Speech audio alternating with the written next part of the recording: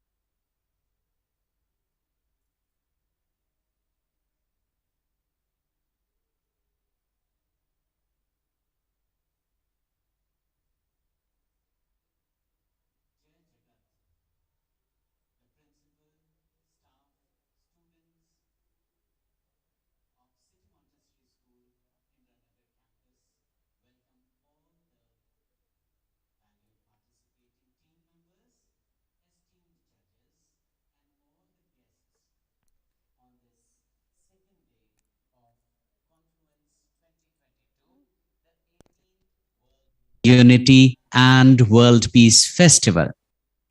Let us begin this reinvigorating, adrenalizing, and stimulating journey of the second day to reinvent, research, and delve into the ideas which we take away from the various competitions lined up for today. Before we begin with our proceedings, may I first of all request the participating teams to kindly acknowledge your presence so that we can start. Do we have code number CN010 with both the participating members here? Team CN010, both the participating team members, are you here? Yes, sir. That's great.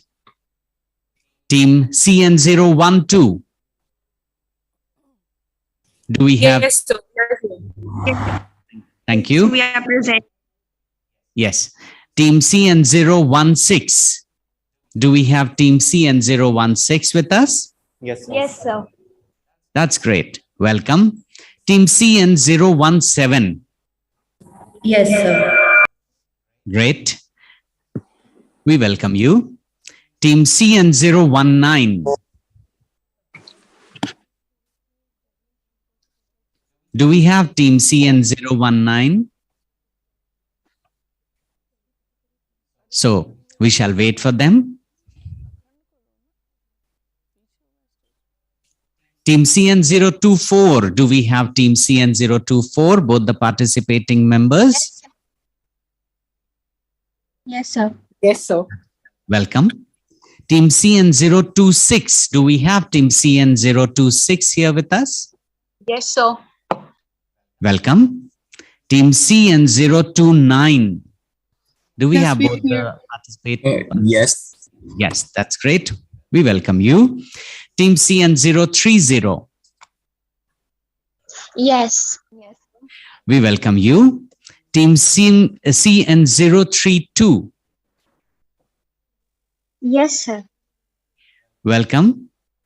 Team CN033. Yes, sir. We are. We welcome both of you. Team CN039.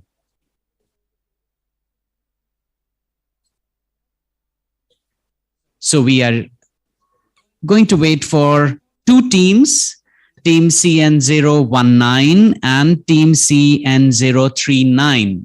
Sir, CN039 are here. Is here.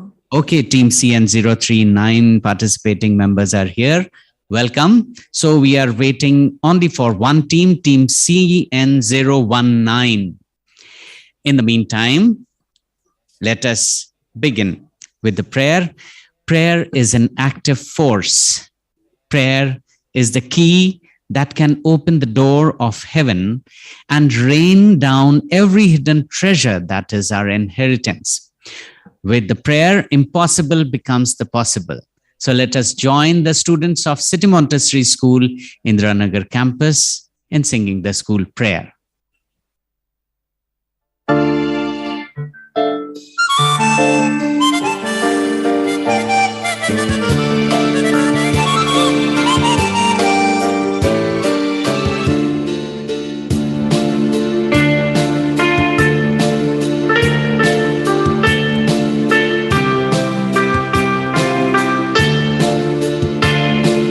I bear witness, oh my God.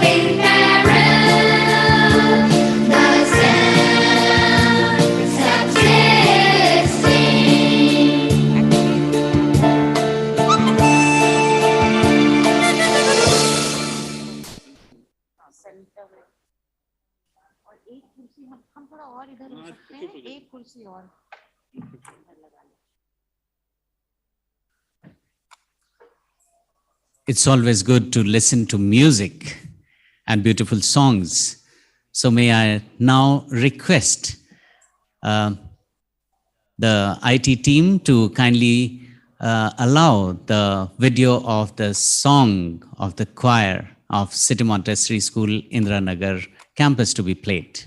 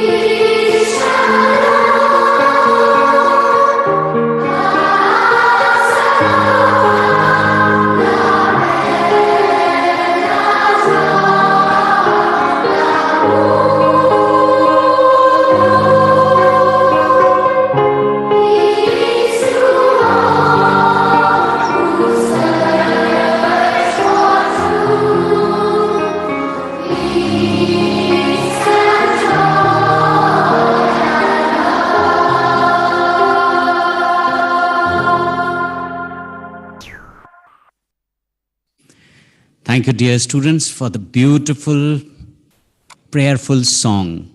And may we now proceed to listen to another beautiful rendition of a song.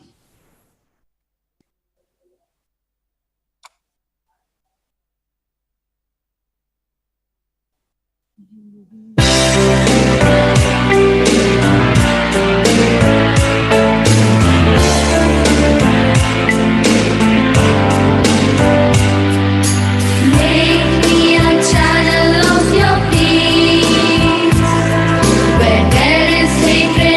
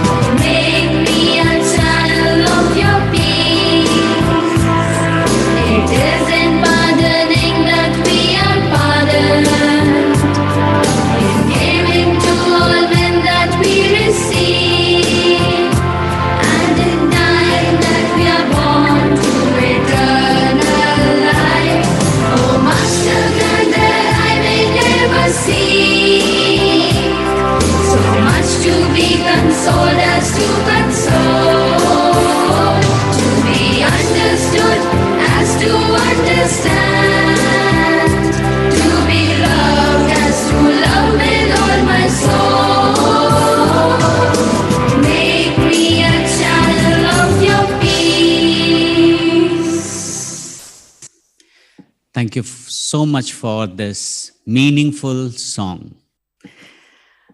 Helen Keller said, I quote, "Alone we can do so little. Together we can do so much." May I take this opportunity to invite one such personality, the principal of City Montessori School, Indiranagar campus, respected Mrs. Ruchi Bhuvan Joshi, who firmly believes in these words. She leads with the whole team to do the noble acts. Over to Ma'am Joshi to welcome the August gathering. A very good morning to all. Jai Jagat. Yet another day of Confluence, full of activities, full of competitions, and a lot of cooperation and collaboration.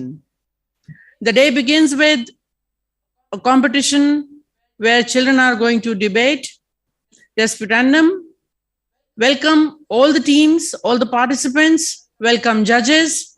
We are very pleased to have our judges who have joined us. One of the judges, Mrs. Shipra Upadhyay. We welcome you, ma'am, who has very kindly agreed to even moderate the event. Thank you so much. Thank you. You're welcome, ma'am. Ma'am Shipra Upadhyay is not only the principal of City Montessori School, Joplin Road campus, but also is an avid reader and a prolific speaker. As the time passes by in the competition, you will notice that. Ma'am has a degree in mass comm. Ma'am has been teaching English for years together and will be moderating the event and will also be the judge. Thank you very much, ma'am, for agreeing to do this. Our next judge is Ma'am Archana Durgesh. Welcome, Ma'am Archana. Thank you so much. He's a professor in a degree college and has been very, very cooperative, has volunteered to judge this event. She is a degree holder, a doctorate in English literature. We welcome you, ma'am, and we are very happy to have you amidst us. And I'm sure the children are going to learn a lot in this competition. Not only are they going to express their own views, they are going to learn from the views of the others. And sure, the moderator is going to help them out a lot. Welcome, each one of you. Thank you. Thank you so much, ma'am. Before we proceed, may I request Team CN019 to acknowledge your presence, please? Team CN019, if you are here, kindly unmute. Are you here? Yes. Yes, welcome. So we have all the team members with us, and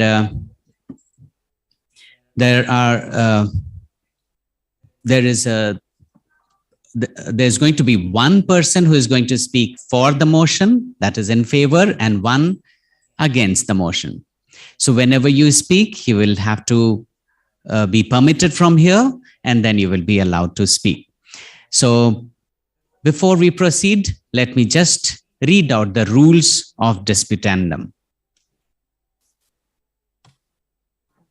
Moderator does all that. Yeah. Before proceeding with it, may I request our ma'am moderator, respected Mrs. Upadhyay, to kindly do the honors. Over to ma'am. Good morning, everyone. What a pleasure to be here. The very word confluence in itself holds such possibilities of coming together, being together, and doing together. And I think this event, disputandum, though it begins with the word dispute, but it's actually a churning of ideas, because somewhere I read it said it's with the the friction of ideas that the spark of truth is generated. So we are here to examine this particular statement that science and technology are progressing exponentially, but humankind is not coping with it and not necessarily being benefited. So we are here to look at the veracity of the statement, and remember, the competition is not between the people, it's between ideas. So when you speak from your hearts, think what is going to benefit everybody, strategize, and look for an action plan. Don't just leave it at the debate level. I hope you will be able to pick up certain doable, workable ideas from the debate that occurs, the churning of the ideas. If you remember the Samudra Manthan, and what came out of it? Nectar, Amrit. And that became, the cause for all creation. So remember that your ideas will generate that Amrit, that nectar, and we will all benefit from it. So let's just quickly go through the rules with you. Each participant, Recording in progress. or against, will be given a time of 2 minutes to speak. After 1.5 minutes, the bell will ring, and within the next 30 seconds, you have to wrap up your argument. Judges will discontinue to listen to you after 2 minutes. Whatever you say beyond that will not be considered for any marks. After the 2 minutes are over, the floor will be open for refutation by the other participants. Other participants, listen carefully. You will have 1 minute in which we will take up only 2 questions. So those who are quick, agile, they will get a chance. Refutation will earn you some points, but they may also lead to negative marking if cross-questioning occurs. So be very careful, ask a question and then get the answer, and then, be satisfied. Don't cross-question the other person. So all the best to everybody. I know it's going to be a great session because you are going to debate on what is being looked forward to by your generation, science, technology, and you are going to work for the benefit of mankind, which is absolutely the need of the hour. So bring it up, bring up your best arguments, give it all you have.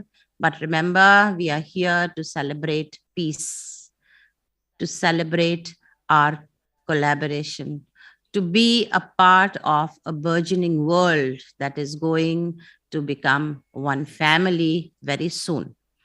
So let me just go through. We will begin with CN010, and I hope Ms. Kanishka Mittal and Yes, ma'am. Am I audible? yes, if you are there. So Ms. Yes. Kanishka Mittal, in favor. You may begin, please. Namaste. Did you know that the Forbes recently revealed that in 2020, there were 81,000 Google searches made every second? Did you know that around 94% of the cotton and soybeans raised in the US is genetically engineered? And did you know that we generate 2.5 quintillion bytes of data every single day? With such stats spread across a myriad of sectors, we can humbly resign to the fact that science and technology are progressing exponentially. But are we able to cope with this surge? We grapple to update our 3Gs to 4Gs, and the markets have already rolled out their 5G versions. We shell out thousands on buying our latest mobiles on January 1, only to discover 2 months later that our model is absolutely outdated. We equip ourselves with a brand new WhatsApp in the morning, only to find out by the evening that the Chrome has a new look to itself. Probably our lungs, rather our pockets, need greater stamina to keep up with these lightning fast upgradations. Talking about why humankind is not necessarily being benefited by this tech growth, I hereby cite Forbes again. By 2025, AI will have replaced 85 million jobs in the US. By then, humans and machines will strike a 50-50 balance when it comes to working. I unquote. But the devastations go beyond employment displacement. Technology has wreaked havoc on our climate with the carbon emissions from this internet usage. Yes, this very internet usage amounting to 3.7% of the global carbon emissions. Is that less? No, that's equivalent to all the air traffic in the world combined. An average US adult spends 11 hours in the digital world today. In a nutshell, to which exoplanet humans shall take technology remains to be seen. But down which rabbit hole technology is taking humankind is quite evident. Thank you. The floor is open for refutation. Anyone who wants to ask a question, we should have the multiple vision screen on so that we could check who's asking the first.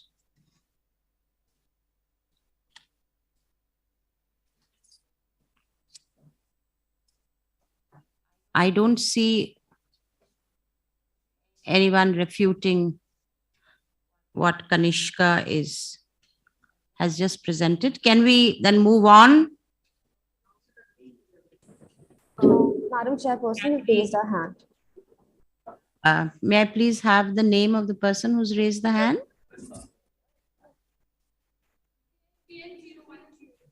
CN012. Thank you, ma'am. My question to you is, you said that technology is growing fast. I mean, you agree to that point. But according to you, humans are not being able to cope. But don't you think that in these times today, when everything has completely depended on technology, we are able to work with farmers and work in agricultural field? It is because of technology they are able to give a better yield to the people. How do you think that there is no point of technology in that sector, or they are not coping up with it because they are skilled and they are? Kanishka, you are not going to answer that question, ma'am. You asked 6 questions in that go. So you stick to one of them and then I will allow it for refutation, please. Yes, ma'am. My question, the precise question now is that how do you think that technology in the agricultural sector where we really need it is not, the farmers are not being able to cope up with it? Thank you, ma'am. Kanishka, you have 20 seconds only, I think. Just go quickly.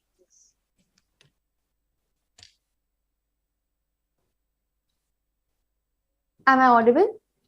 Yes, absolutely. Thank you, ma'am, for that question. Well, this was the second line that I alluded to. 94% of the cotton and soybeans in US is genetically engineered. And for that matter, 92% of the corn that the world generates is genetically engineered today.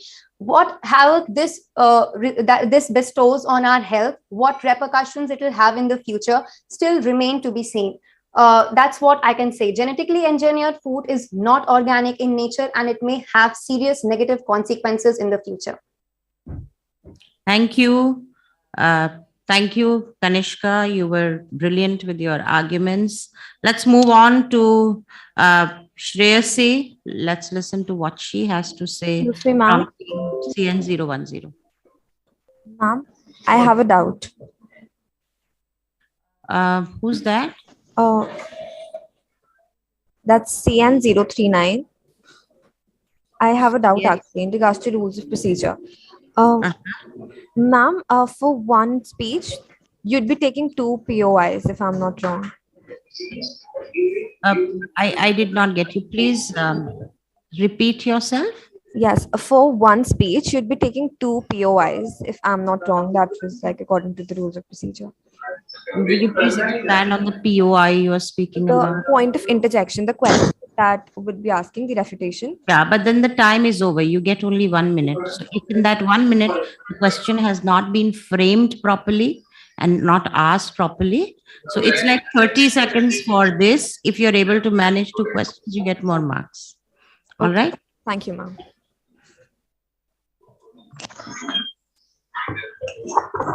So let's have Shreyasi Gupta, who will be speaking against the topic. Am I audible and visible to everyone? Absolutely. Thank you, ma'am. I now begin. Greetings, everyone. The motion in the House has been introduced, and I stand vehemently against it. What do we mean when we say that humankind is not being benefited by technology?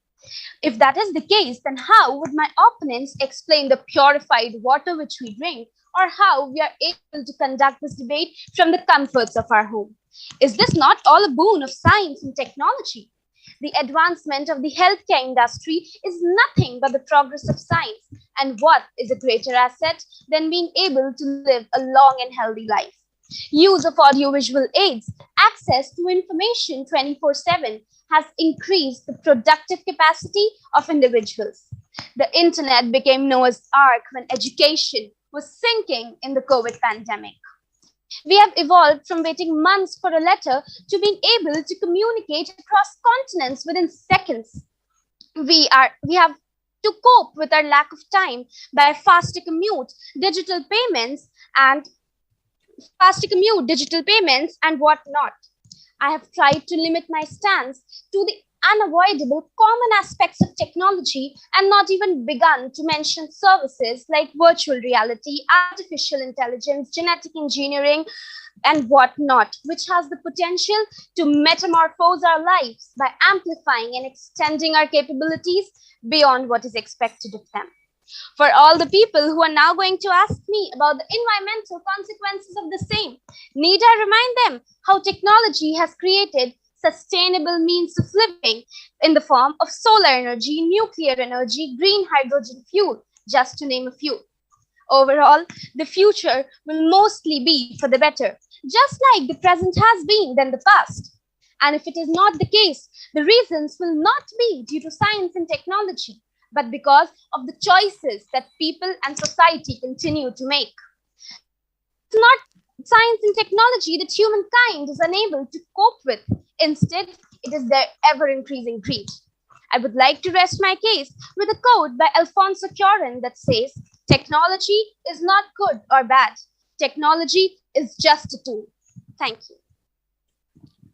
Thank you, Shreyasi. The other judge, please note, she took 2 minutes, 25 seconds for her arguments. Ma'am, excuse me. So, yes, Shreyasi? Ma'am, was the bell rung in between? I'm so Yes, sorry. it was. Okay, thank you. Okay, so now, Shreyasi, be alert. I'm opening it for refutation. 1 minute, frame your question, be very specific, and a suggestion, do not, cross question. Otherwise, you will lose mark. The house is open for refutation now.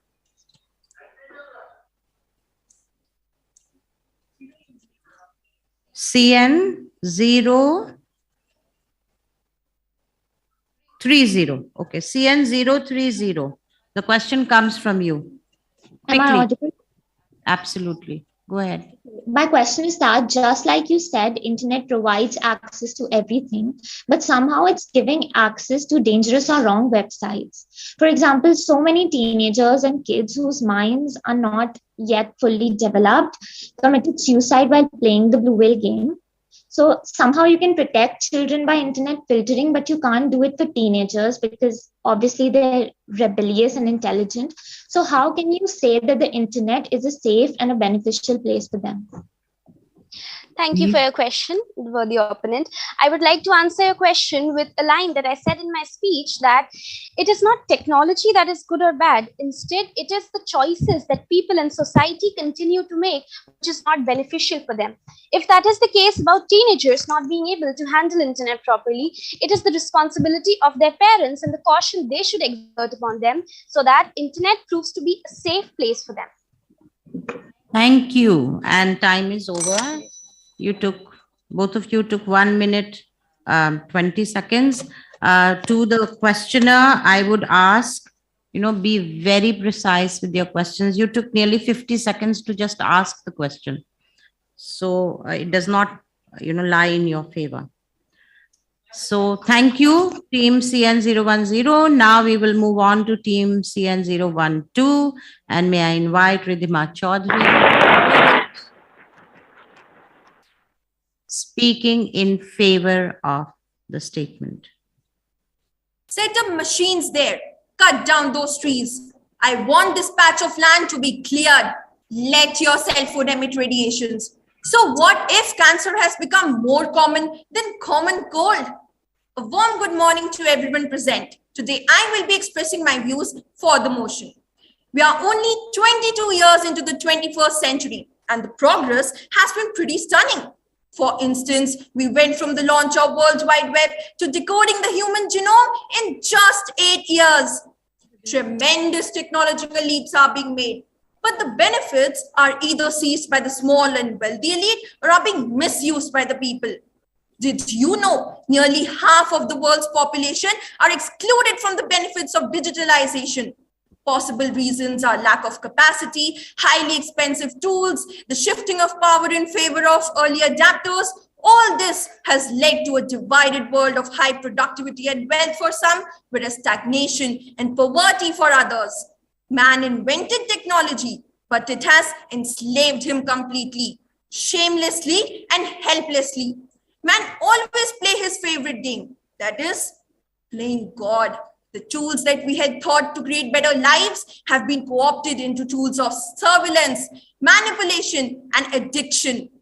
During this COVID-19 pandemic, we all witnessed the black marketing of vaccines and medicines, the rise in the cases of cybercrimes.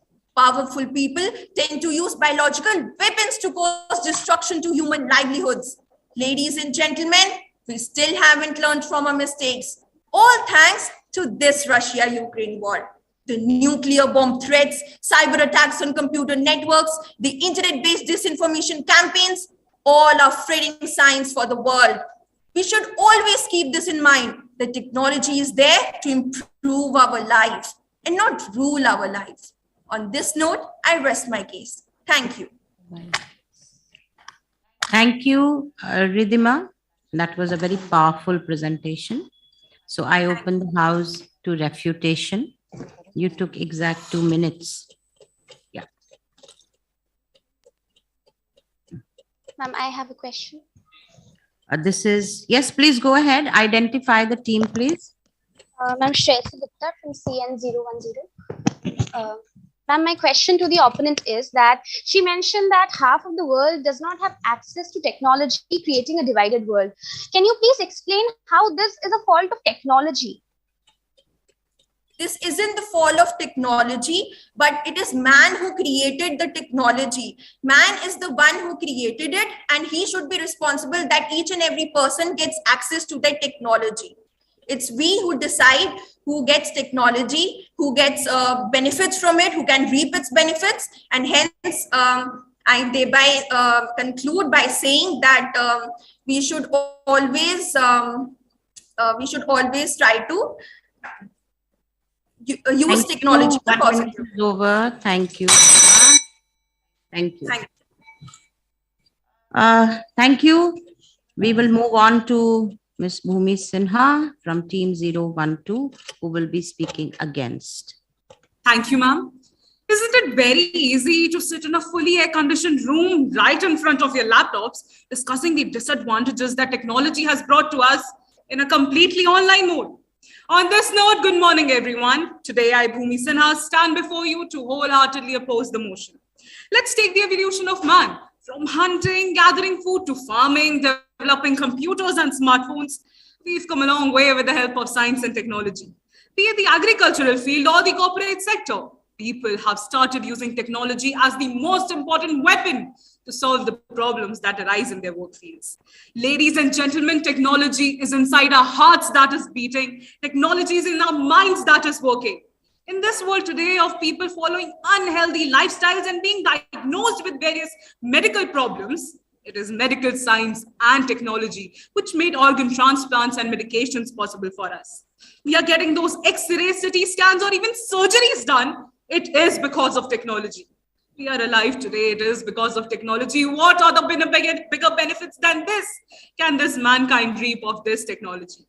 The farmers are now well trained and are taught to operate the various machines given to them for the better yield. Your nearby banks and ATMs have made it easy for you to access your money whenever you want without the tension of getting robbed. Biggest of all, technology during COVID not only helped us in curing patients, but also played a major role in helping children continue with their education and companies running from home with full efficiency. Benefits of technology are countless. Technological tools have always been for the benefit of mankind. It is because of the misuse and abuse that we start blaming the tools. Terms and conditions are not only for your mutual funds, imply this on your technology as well. Use and misuse is in one's own hands, in our minds. So it's us who need to work accordingly and not these innocent technological tools we have. I thereby rest my case. Thank you. Thank you, Bhumi. You took exact 2 minutes and you raised some very powerful points. The House is now open for refutation. Please identify the team. CN025. CN025. Yes, ma'am. Ask your question. Ma'am, you talked about communication and education and how it helped us during the pandemic. Do you not feel that it is the same science and technology that has made people and children like robots today mechanical and not being able to live in the real world? Thank you for your question, ma'am. Technology was created for the benefit of the people. And when you say that it has made people mechanical more than realistic, I feel that it's people who are more driven to it. Technology was made for the balance of life. When you need your work to be done efficiently, it was technology. It was the help of technology that we used. But in today's world, again, as I mentioned in my debate, misuse and abuse, that's by the human beings. We, as humans, it's our responsibility to work accordingly and not just go on and on with the technology. We are the ones who need to balance it. Thank you. Thank you. That 1 minute is over, so we will not be able to take the second refutation question. Be quick, be agile. That's my message to you. And with that, I invite Team CN016, Tanishq Sonkar, who would be speaking in favor of the statement. Good morning and Jai Jagat, everyone. I'm Tanishq Sonkar and my team code is CN016, and I'll be speaking in favor of the topic. Science and technology are progressing exponentially, but humankind is not coping with it and not necessarily being benefited. Science and technology are not inherently good or bad. When economists talk about technology, they are thinking very broadly about anything that helps us produce things faster, better, or cheaper. In this sense, technology is always better for someone. The problem is that effects of new technologies are much better for some people than others. And in a lot of cases, new technology is downright bad for a lot of people. Assessing whether a new invention is a positive or negative thing involves not only looking at its impact on different groups in society, but also on the future generations and the environment. Emerging technologies such as industrial robots, artificial intelligence, and machine learning are advancing at a rapid pace. These technologies are broad-based in their scope and significant in their ability to transform existing businesses. The rapid increase in emerging technologies suggests that they are having a substantial impact on the workforce. Many of the large tech firms have achieved broad economic scale without a large number of employees. Google is worth 1.8 trillion US dollars, but has only about 55,000 employees. In a number of fields, technology is substituting for labor, and this has dramatic consequences for middle-class jobs and incomes. Experts envision a future in which robots and digital agents have displaced significant numbers of both blue and white-collar workers, with many expressing concerns that this will lead to vast increases in income inequality, masses of people who are effectively unemployable, and breakdowns in the social order. Thank you. Thank you, Tanishq. You wrapped up your argument in 1 minute, 45 seconds. And the House is now open for refutation. Okay. CN025. Yes, ma'am. Sir, all the governments today are focusing on globalization and digitalization, which is technically the growth of science and technology. Do you not agree that technology is the future? Yes, definitely. Technology is the future, but the effects of it are not very good for humans. A normal human being is not able to cope with the tremendous progress in technology that is taking place. And if we look at the effects are not very good. Thank you. 20 seconds. There is time for another question. Someone else wants to take up the refutation? CN039, quick, you have 10 seconds. Ask your question fast. Thank you, ma'am. Can you just tell me, because it is just humans who create technology, so I don't think it should harm us only. So I would let you take that question, please. Yes, it is human beings who create technology, but the problem is that technology is moving at such a fast pace that human beings are not able to keep pace with it. And so it is resulting in not very positive effects on us. Okay, thank you, Tanishq. So that was team CN016 in favor. Now let's listen to what Sudhi Dwivedi has to say. Good morning and Jai Jagat to one and all present here. I'm Sudhi Dwivedi and my team code is CN016. I will be speaking against the topic, science and technology are progressing exponentially, but humankind is not coping with it and are not necessarily being benefited. Well, in my opinion, this is absolutely false. Folks, let me ask you all a question. Are we better off today than we were in the past? Well, indeed. Today, we are more advanced and privileged than earlier because today, this technology is responsible for each and everything, from medical breakthroughs in the cancer research to the cutting-edge climate change research. Besides this, science is also about falsification. It always looks at an idea and then it says, prove it. And if you cannot, then it will not believe in you. Apart from this, it also develops and forms our decision making by removing the guesswork and restoring the order. Without it, we would be shooting from the hip in the dark and in the pursuit of decision making. So now, if we look at the implications of exponential growth, it creates a very different picture of the future and it's not intuitive. Even the problems that may seem intractable today could become eminently more solvable in the near future. Not only should this inform investing and planning for the future, it should also change what you think of as possible for humanity.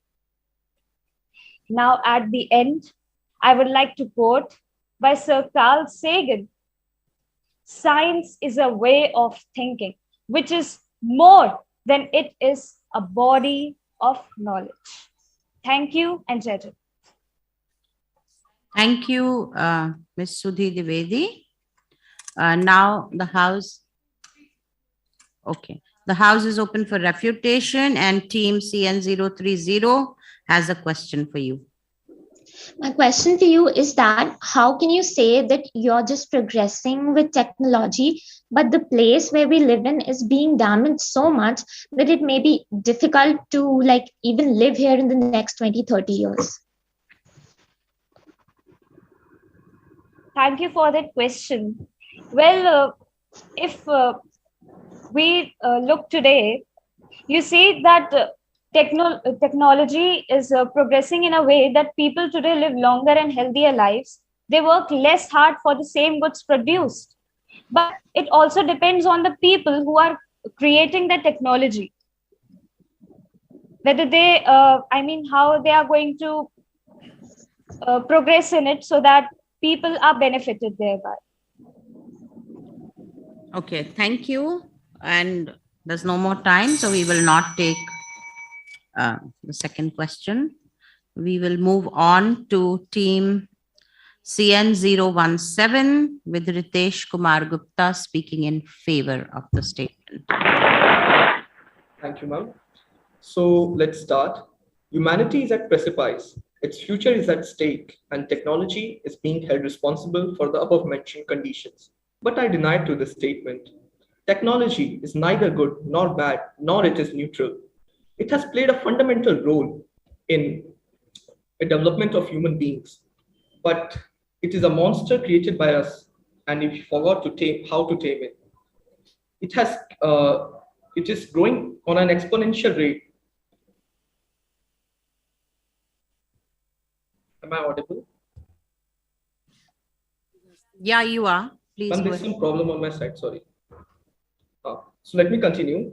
The technological changes alone will not produce any significant changes in people's life.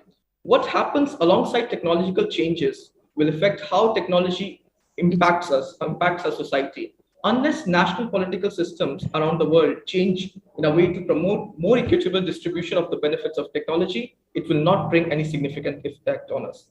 For example, the unconventional sources of energy are generally being utilized, such as solar energy or wind energy, but they are not being utilized on an exponential scale. Still, we use hydrothermal energy or thermal energy as the main sources of energy, which are the main reasons behind environmental consequences. Humans are still learning to manipulate such type of natural phenomena. We discover something, but we forgot how to manipulate it or how to carry on with the existing technology in a sustainable manner. Again, I raise a question that how can we justify that the existing technology is being exponentially growing on a sustainable and environmental friendly manner? Thank you. Thank you, Ritesh. 1 minute 50 seconds. 012 wants to pose a question to you. Please go ahead. Thank you, ma'am. In your debate, you said that we forget to manipulate and use technology and science wisely. But don't you think that humans are in their learning phase and we still are progressing with sustainable development and we are finding ways? I mean, we are finding ways. So how can you say that we are not using it wisely? I completely agree to this statement, but the problem is that sustainable measures are being taken, but they are not being taken on an exponential level because technology is growing on an exponential level. But the sustainability, the idea of sustainability, the implementation is not on an exponential level. That is the problem. Big problems need big solution. So an exponential rise in our technology needs an exponential rise in manners such that the technology is utilized in a sustainable way. Thank you, Ritesh. We have 15 seconds if someone else wants to. 019, you want to ask a question quickly? Yes. So my question is, knowing that it is a debate, you decided to go neutral in the beginning. Please, why? Yeah, please take that question, Ritesh. Yes, I said technology is neutral. I didn't make myself neutral. I'm still polarized. I am still in a polarized state. I'm still in the favor of the topic. And I would reiterate the topic. The topic is not technology pros and cons. It is how humans are coping up with the existing technology. So denying that technology is not benefiting humans, I am not denying it's being benefited. Humans are being benefited. But the problem is how humans are not able to cope up with the problem caused due to the technology. So again, it is, I think, a mismatch of the concept behind the subject matter. We need to understand the subject in a deeper way. Thank you, Ritesh, and thank you, the member from the one who asked the question. Thank you. Let us move on and listen to Shreya Anand, who will be speaking against the topic.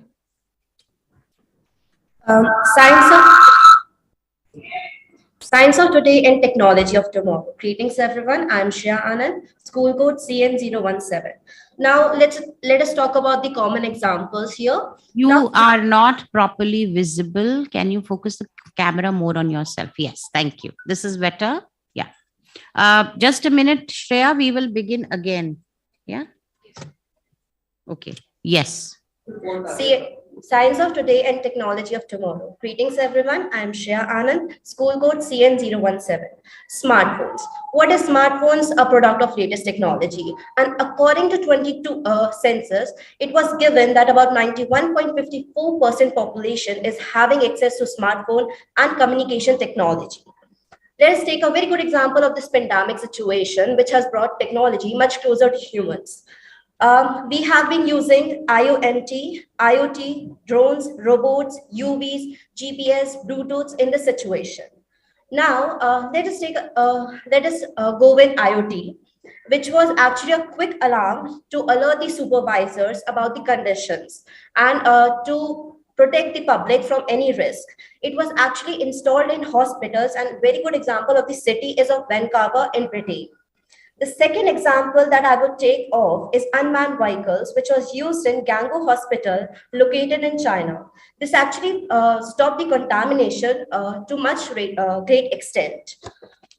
So in the nutshell, I would like to conclude that every man, yes, every man does not have access to all the latest technology, but every man working in his working sector has access to all the good and latest technology that he can have. Thank you. Thank you, Shreya. 1 minute 25 seconds. 1 minute 25 seconds was your argument, the time taken for you. 024 wants to put up a question. Please go ahead. Ma'am, I actually had to put up the question to the last participant. I'm so sorry. I think my hand was sorry. You automatically gave half a point to Shreya. Thank you. Shreya, you can thank him in person later. Anyone else who wants to ask a question? Do we have another question? Yes, I have. Ma'am, CN0. 030, put up your question.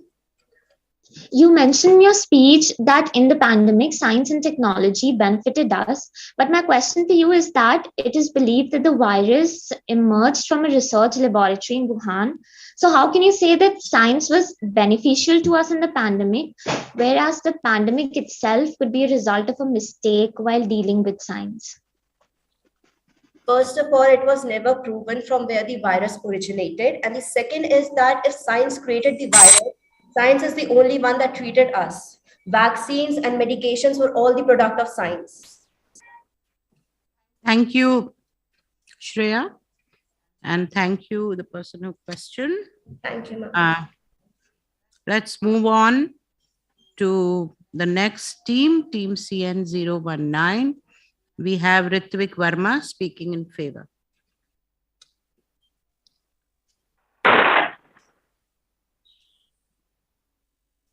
Good afternoon to one and all present. I am Ritvik Verma and I will be speaking for the motion. Technology without hatred can be a blessing, but technology with hatred will be a disaster.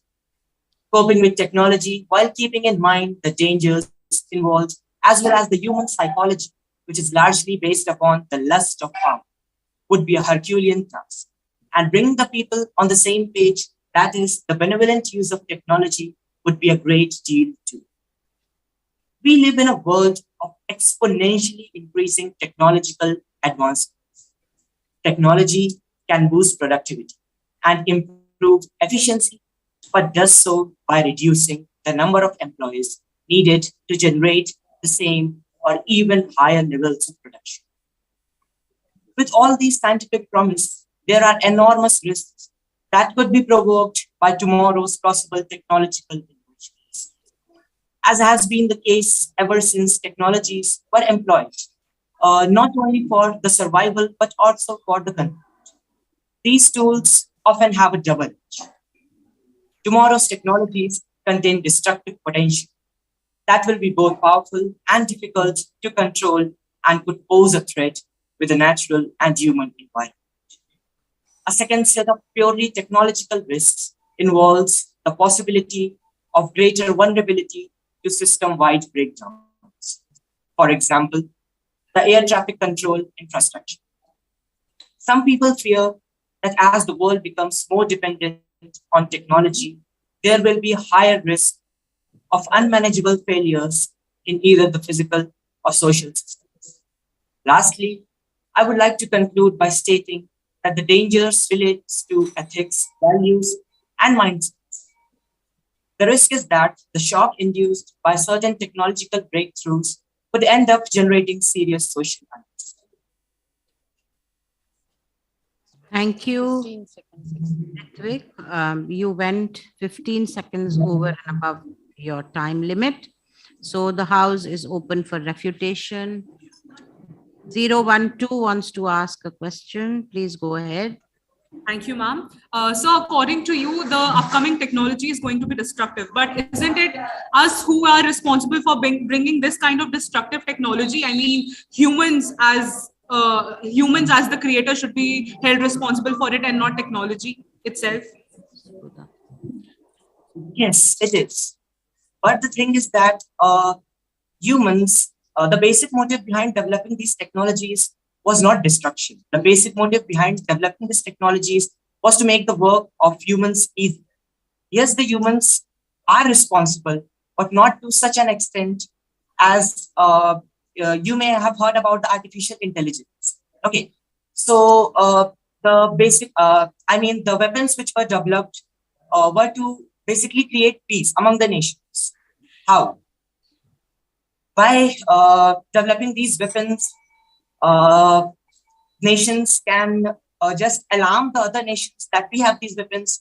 So if you by chance attack us, then that would result in immense destruction. So that's the main cause for developing these weapons. Okay. The main cause was to protect their nations, not to attack it. Thank you, Ritwik. May I please suggest that the questions should be really succinct, take 10 seconds only to ask your question. You also get marks awarded on the way you ask the question. So when you are listening to the argument, frame it immediately then and there. Let's move on. Tanushri Vashne, Team CN019. A very good morning to one and all present. I will speak against the motion. A famous quote by an infamous person goes, "Technology is the driving force of innovation. Technology is driving creativity. Technology and the use of it is coherently going to increase efficiency in the 21st century." Ma'am, am I audible? Yes, please. Thank you. Let us look at it this way. What if people from the ancient ages were given an automatic Tesla out of nowhere? It would take time, a lot of it in fact, but sooner or later they would get used to it, maybe even master it. But that was not the need back then. It would have been useless. All the technology they ever needed was hunting tools. A bronze axe might have been too fast as technology for them, but they adapted to it. My point here is we, the Homo sapiens, evolve and change over time. Our wants and needs continuously evolve. Fortunately, our powerful minds allow us to analyze, improvise, adapt, and overcome. We create what we need. Science and technology are touching great heights today, and it's for the better. Coping with the cure for cancer as quickly as possible be hard for us? Would having better and faster ways to travel not be beneficial? I don't think so. We just need to take aim towards the right direction and not deviate from the very purpose of science and technology, which is making this world a better place for all individuals alike. Hereby, I rest my case. Thank you, Tanushri. You took 1 minute 55 seconds, I believe. Yeah. So the house is now open for refutation. 10? CN010. Yes, ma'am. Yes. Ma'am, you mentioned in your speech that technology is driving creativity, but don't you think that the addictive artificial intelligence of the so-called paradoxical smartphones is actually making us dumber? Thank you for your question.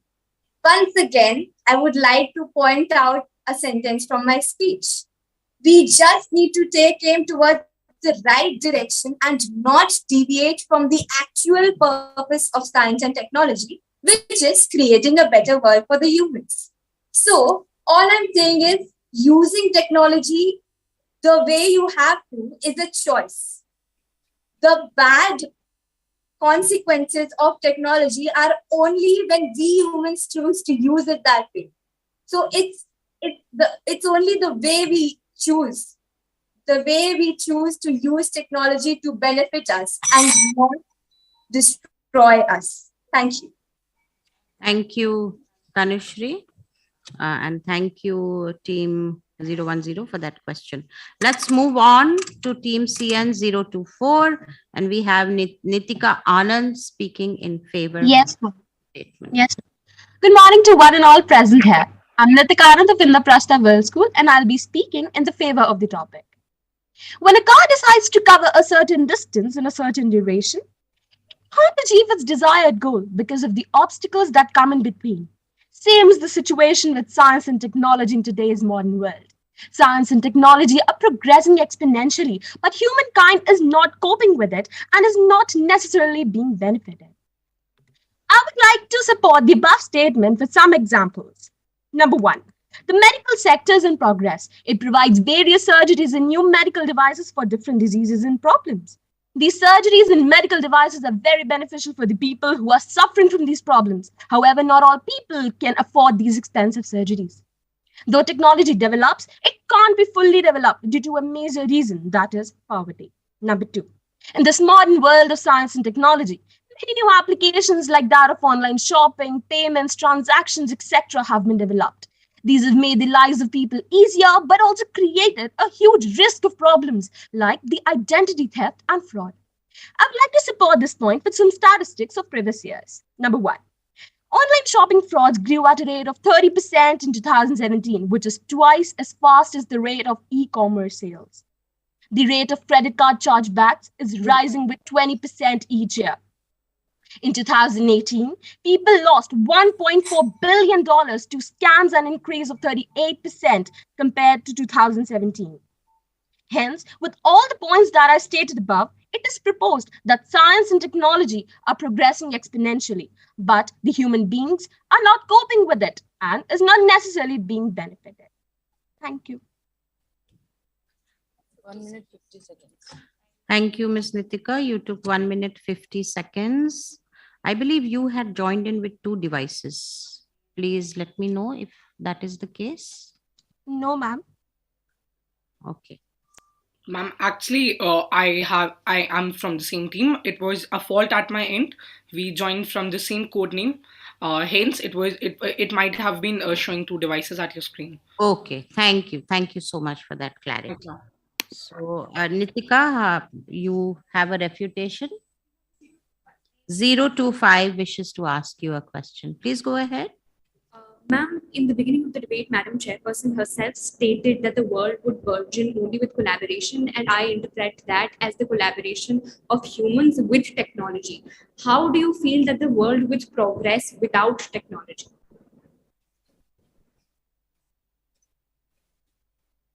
Thank you for your question. It is true that the world cannot develop without technology, but it is in our hands that we should use the technology wisely. Technology, it's a very beautiful thing that the man has developed, but it's in our hands that if we are using it in a wrong manner, it is affecting our health, our lives only. So according to me, we should use the technology in a proper manner and in a positive manner, which should affect the society. Because the technology is yes, ma'am, because the technology is a very beautiful, but it's the fault of the people, the human, who are not coping with it. It's our fault, not the technology's fault. So we must learn to cope with it and not the technology. Thank you, Ms. Nikita. All right. Let's move on to the speaker who will be from team CN024, Pavneet Singh, who will be speaking against. Good morning, everybody. This is Chandan Singh, representing Indraprastha World School and vouching against the notion. So let us go 10 years down the line. It's the year 2002, and let us hypothetically assume that the pandemic had hit us the same way for 3 consecutive years. Could we be seated here voicing our opinions the same way, in front of our screens at the comfort of our homes?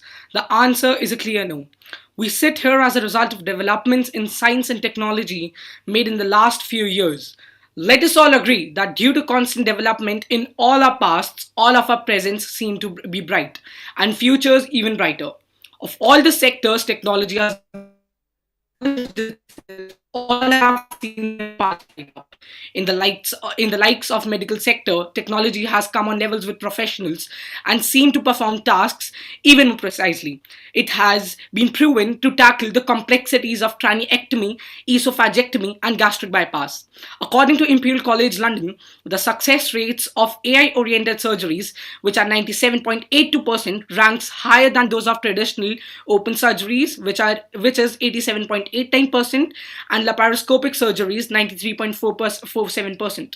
Also, according to a survey performed by MedTech Dive, robotic surgery saw a surge from 1.8% in 2012 to 35.1% in 2018, and now standing at a whopping 44.23% in 2021.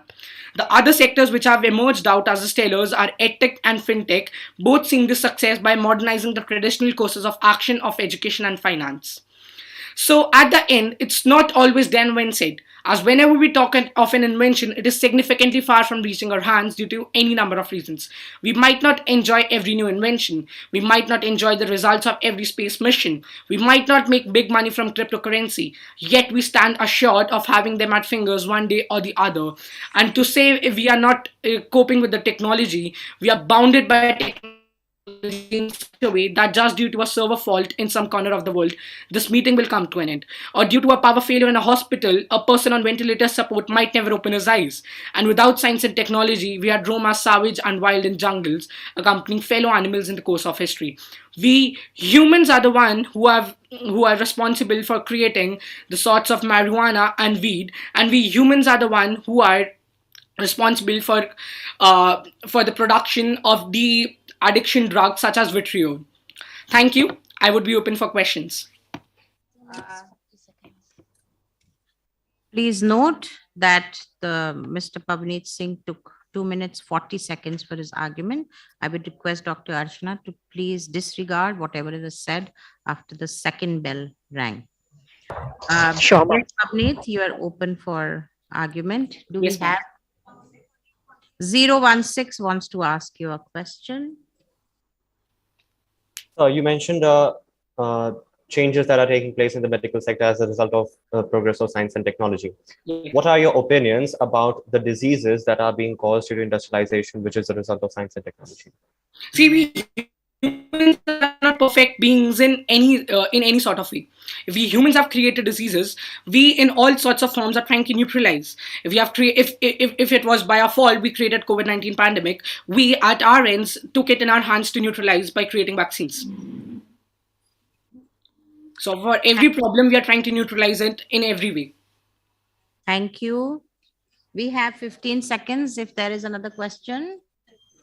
Ma'am, can I please go ahead? Yes. All right. So you talked about how humans would be roaming in jungles in case science and technology was not there. Do you not feel that because of the alarming banes of science and technology, humans are at a risk of fading away now? Well, technology has always been a double-edged sword. If the humans would, I didn't mention it would have been due to the lack of science and technology. I mentioned it was due to the development in science and technology. If it wouldn't have been for development, I guess there wouldn't have been no farming. For the population to come in the world, there would have been no food. Then how would you describe it? Then how would you justify it on your end? Thank you. Thank you, ma'am. Let's move on to team CN025, and I invite Ms. Anika Chib to speak in favor of the motion. Excuse me, ma'am. I think there has been my partner, Ms. Ashlesha Mishra, will be speaking for the motion, and I will be speaking against the motion. Okay. So let's then have Ashlesha Mishra speaking for the motion. Thank you, ma'am. Albert Einstein once said, technological advancements are like an axe in the hands of a pathological criminal. Technology has no doubt exploded by leaps and bounds, bringing in new game changers. But how far are we able to cope with it? Is all this advancement only for our benefit? Does it not have any downsides to it? How many times have we realized that ever since these online platforms became popular as a means of communication, while we have been connected to people far away, we've ignored the ones right in front of us. How many times have we seen a post and tried to copy it, or spammed out messages without even looking like, oh, is it even credible? Have we ever thought about it? And these violent video games that teenagers often play involve themes such as murder, drug abuse, car theft, and what not. And how many times has it been that teenagers have been brought in on the very same charges? Look, machines are good. There's technological advancement. So obviously, machines are at the forefront of it. But what about those people who've lost their jobs to them? So what will be the difference between an AI and a human? If an AI can be granted a citizenship, it can want to have its own children. How far is the future that there might be an AI living with us and we won't even notice it? Can any of us forget that the bio wars, the threat the bio wars have over us? Recent times have made us more aware with just how, with one click of a button, an entire city can be destroyed. Nuclear weapons have advanced to the point where countries are at a loss of what to do in the face of superpowers. And privacy. How can I ever forget to talk about the same privacy that you and I might now lack? Everything is on the net. It's just a matter of who and when. And who will be the one who will be the next victim? No one knows. Thank you. Thank you, Ms. Anika.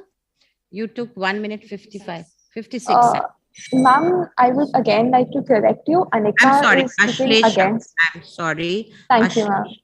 Yeah, sorry. Ashlesha, you took 1 minute 56 seconds.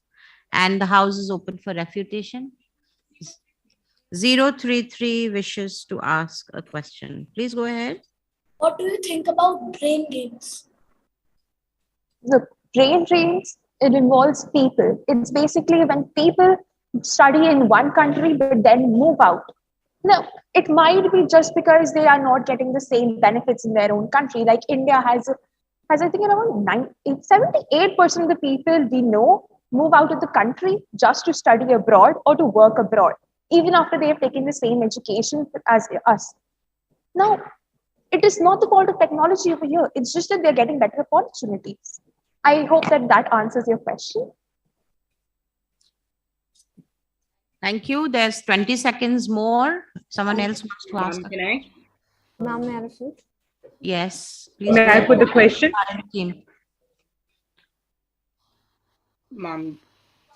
017, you can ask the question, please. Yes, ma'am. Actually, there was a statement that video games have proved to actually improve our concentration span. So what do you think about that?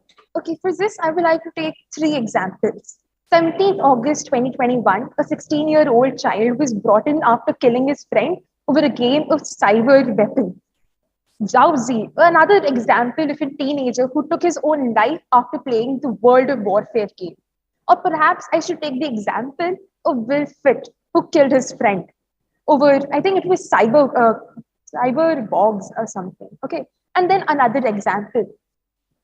Do you remember that a few years back, there was this case, not even actually a few years back, a few months back, there were these brothers who opened fire into a crowd after taking inspiration from GTA Vice City. I hope that answers your question. Ashlesha, thank you. Let me give you a suggestion here, right from the moderator's desk. Never answer a question with another question. It does not fetch you points. Thank you. Let's move ahead. We go on to Soham's. No, to Anika Chib now. I hope I'm right this time. Yes, ma'am. Yes, Anika Chib, you will be speaking against the statement from team CN025. All right, ma'am. Greetings. I vehemently oppose the motion under discussion, and let me prove why. Take archaeology, for example. Because of research and development powered by science and technology, researchers at the University of California have discovered the DNA of dodo, a bird that was extinct by 1681. It is evident that science and technology is not only helping us pave a path for the future, but also the past. Now, moving to the health sector. Science and technology acted as our saviors during the pandemic and helped us develop an antidote to the deadly virus. Ladies and gentlemen, stay with me as I take all of you through the fiscal lanes created by science and technology. Today, people can expand and conduct their business without any additional physical capital on e-commerce platforms. Ladies and gentlemen, how do you think that a tech-dependent developed country like China has an impeccable GDP? Coming to the concern of whether or not we're being able to cope with it. Well, I'd like to bring to light that all scientific and technological developments are labor complementary, and the human race is progressively tapping into it and enjoying its benefits. People may misuse technology, agreed, but saying that humankind has not benefited out of it is totally outrageous and brazen. If I may take the liberty to say that my worthy opponents are just being ungrateful to so much that has made our lives so comfortable over the years.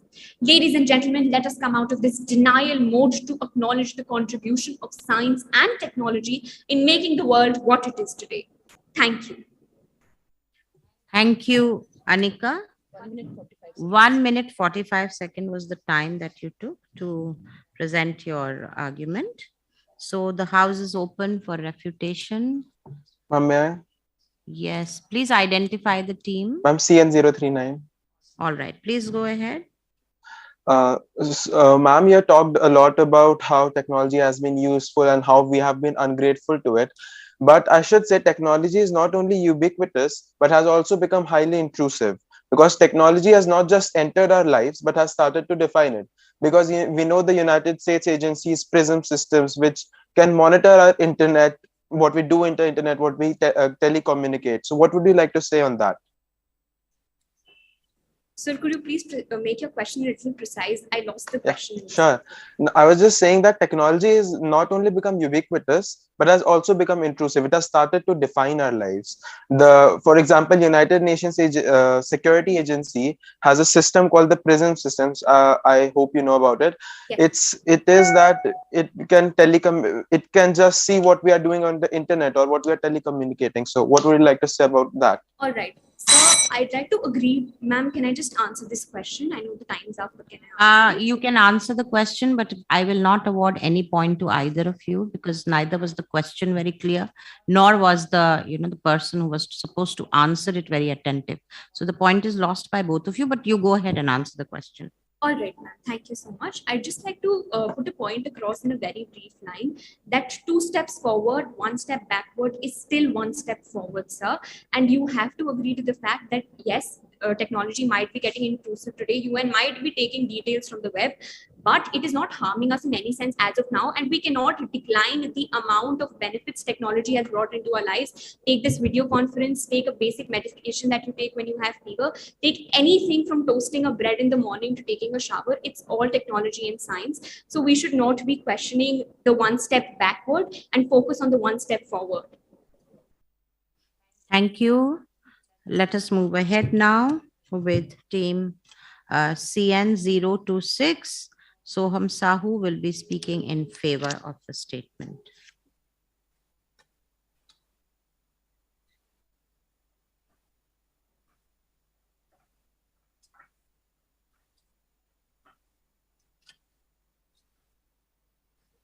Soham Sahu, are you there?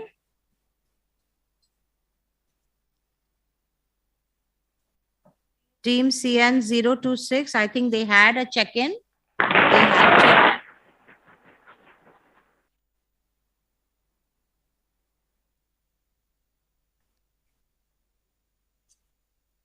I don't think, Soham Sahu, if you're facing any, technology-related problems, please contact the...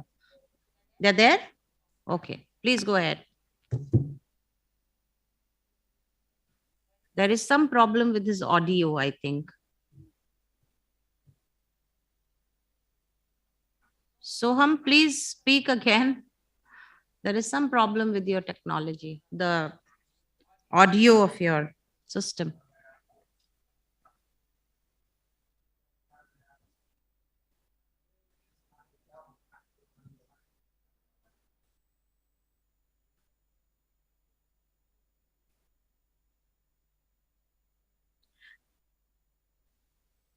Team CN026, we will come back to you. Check out your, your system and all. So we'll move forward to team CN029. And if team CN026, meanwhile, if you're able to fix the problem, then you can please inform the event in charge of the same and we will put you in sequence. Team CN029, we have Edward Narcisian. Yeah, Edward Narcisian. Well, the statement we're discussing today can be understood in two different ways. One is that humans were not designed to be surrounded and constantly use cutting-edge technology. Throughout the history of humankind, people slowly got used to everything around them. At first, humans got used to sticks and stones, afterwards to fire, and now to modern technology. A good example of a person not coping with technological progress is the main character of a book, I, Robot, by Isaac Asimov. He's very skeptical about all modern technologies surrounding him and tries to find flaws in everything. Ironically, he ends up being right about robots posing a threat to humankind, while others were blinded by how convenient their life was. Even if people do adapt, this change can take hundreds or even thousands of years. Because of this, radiation and computer rays heavily impact the human body. Studies show that over past 30 to 40 years, people's eyesight has gotten exponentially worse. Apart from that, excessive use of the internet has greatly impacted our attention span. You're probably not even paying attention to me right now. Science and technology nowadays also significantly affect the Earth's environment, which in turn harms us. But if we fully succumb to technological influence in the future, then the only people that will participate in Confluence 2032 are just going to be robots. Sure, it would benefit science greatly, but would it really benefit humanity? Would it even be called humanity when there are no humans left? We wouldn't feel emotions or have human thoughts, just pages and pages of programming in our brains. We would end up being just like a computer program, and that definitely is not the future we hope for. That's all I wanted to say. Thank you. Thank you, Edward. You took 1 minute, 55 seconds, and the house is open for refutation. Ma'am, may I refute? Ma'am, I have a question. Just wait, we will identify you. Please don't unmute yourself. 016 was the first to raise their hand. Please go ahead.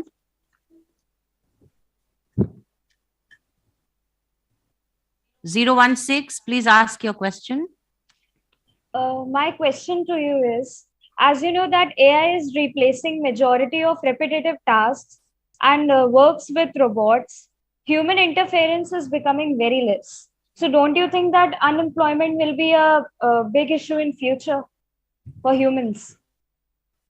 Yeah, I sure think so, because everything's going to be replaced by the newfound technologies or new inventions. But there's also the counterpart to it, because new jobs will be made for people. To take technologies, for example.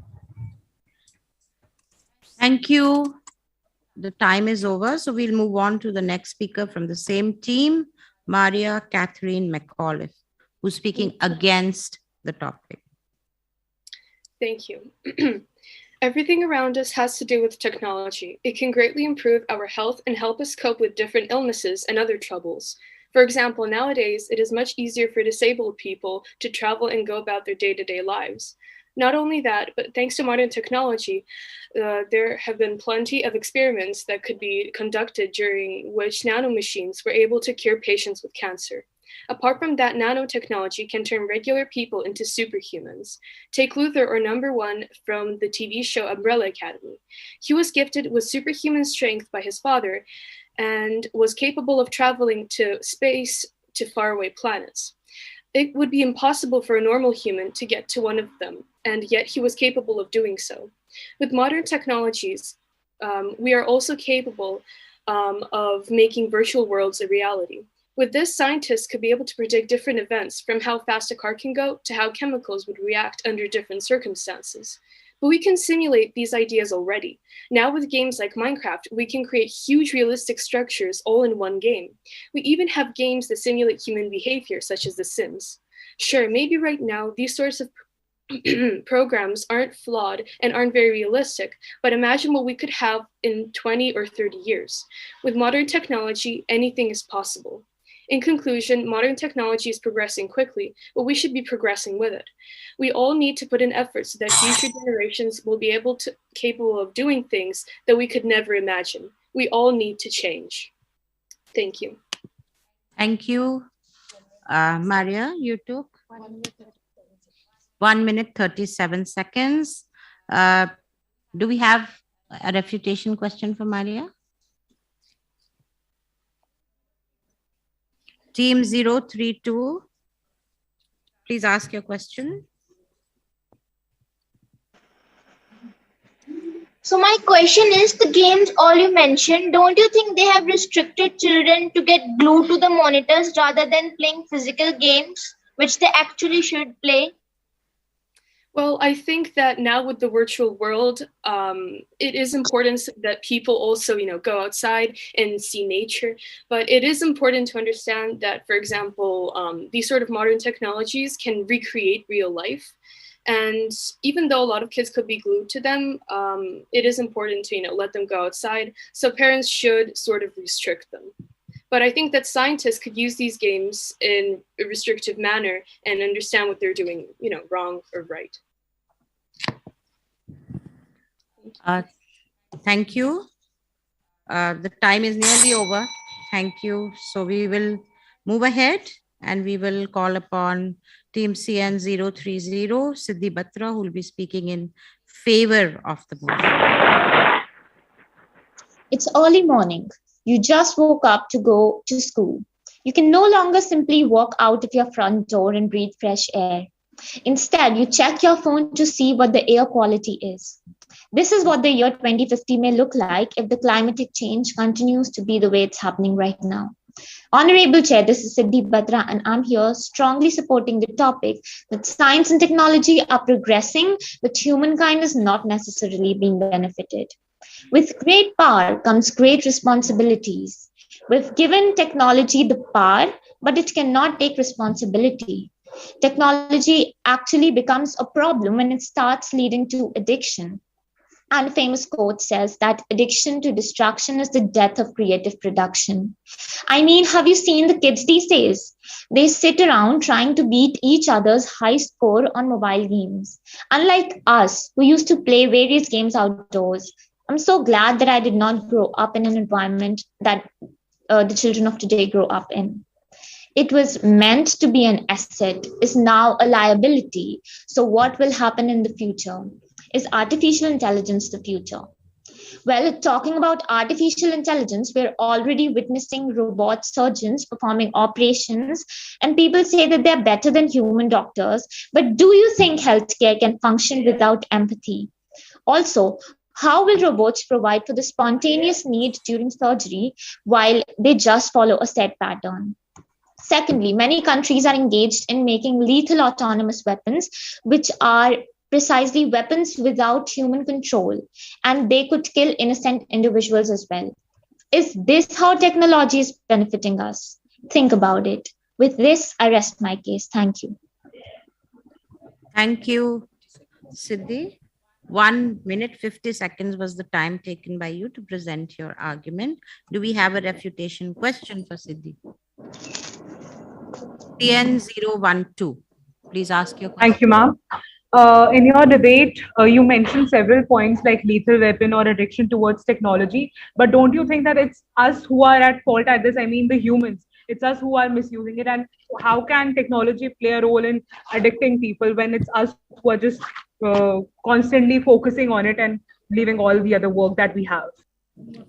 I will not allow that question. Thank you, Siddhi. This is a repetition of the earlier question. You have a different question, please ask it, because we've already gone through this. So 024, you may ask your question. Thanks for the opportunity, ma'am. As you mentioned that with great power comes great responsibility. Let me remind you, responsibility is a human trait. When we have a gun, it's on us to shoot or whether to keep it in a pocket. So how do you justify this? Thank you for the question. Well, That's exactly what the topic says, that humankind is not being able to cope with the progress in technology and developments which is made by the scientists. And here we are talking about the common human beings who who do not uh, who do not make the technology, right? It is the scientists who are making the technology, and we are being affected by that. Thank you. Thank you. Ma'am, I'd like to make iteration. Ma'am, I'd like to make an iteration in that when we say that not, Robert surgeons follow up with. I'm sorry, no cross questioning is allowed. All Ma'am, right. You had a chance at asking her the question. The time for refutation is over. So please bear with us. We will move on to the next speaker, Malvika Verma. I suggest that you keep, Pavneet, you keep your arguments ready for this next speaker, or maybe the next one who's to come. Thank you. Good morning, everybody. Science and technology is one of the most predominant force in every other field. A country's progress is measured by its development in science and technology, and we have come a long way. Let me take all of you back to the early 20th century when science and technology were at its infancy, and there was an explicit struggle in the smallest of tasks. Be it time inefficiency in communication, people dying of indispositions due to the unavailability of diagnosis, complicated transportation, and so much more. Coming back to 2000 and 2022, all these problems have vanished from our lives. We have been exposed to thousands of benefits of science and technology, and we have been using these to not only assist us in our daily life, but also it has made the world a better and smarter place commendably. Science and technology made our connection with the world possible when everything had shut down. We developed the COVID vaccine in an extremely short span of time, which saved numerous lives. News from all around the world is on our screens under 5 minutes. Transportation now is 100 times easier. And where do all us students go for last-minute studies? Yes, it's the lessons on YouTube. From outreaching the moon to scrutinizing the unplumbed sea levels, science and technology has got us miles. Zoltan Istvan once said, and I quote, "Science and technology can solve all the world's problems, and historically it has shown to make the world a better and better." Thus, I conclude by saying that science and technology is the tool with which we humans are destined to prosper infinitely. Thank you. 2 minutes, 7 seconds was the time you took.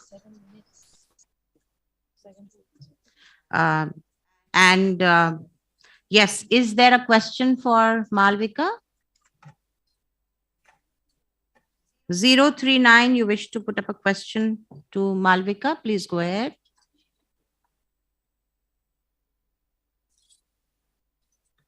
Okay, yes, I have a question. Am I audible? Yes, please go ahead. Okay, thank you, ma'am. My opponent mentioned in her speech that how exactly, science and technology is helping us out in literally all the jobs right now. But don't you think that is somewhere undermining the value of human capital in the public or in the private sector for that matter? Because somewhere, if you're completely dependent on science for everything, human capital is the one that is put at stake. Thank you for your question. The human capital is being put at stake. I agree with that. But with that, also, all humans are only prospering every day. And we are prospering infinitely in all these technological things, which is adding to the country's development every day. Thank you. Thank you, Malvika. Let us move on to team CN032. Mannat Preet Kaur. Please take the floor.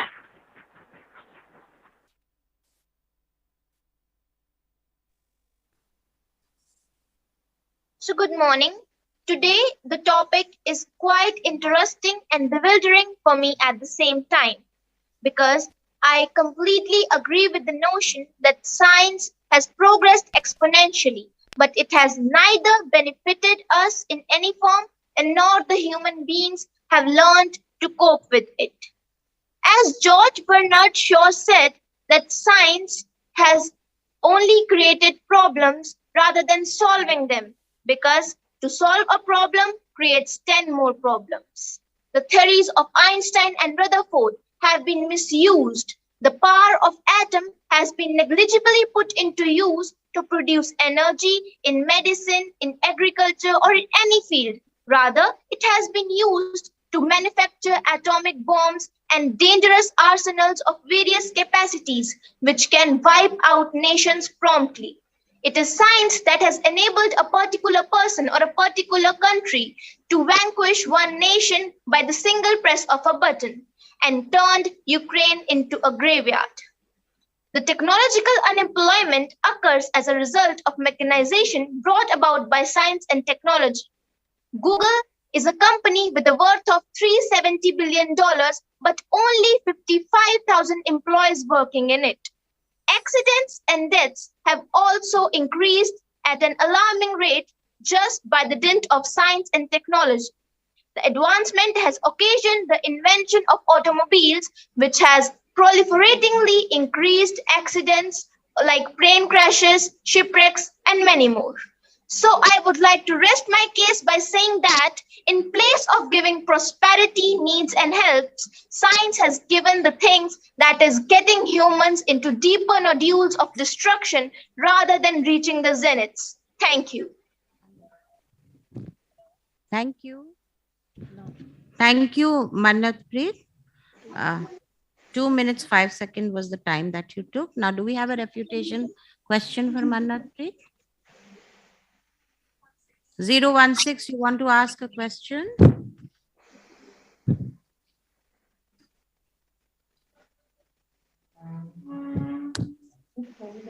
Sorry, ma'am, the hand was raised by mistake. We did not hear you. Please repeat your question. It's Ma'am, the hand was raised by mistake. 010. Please ask your question.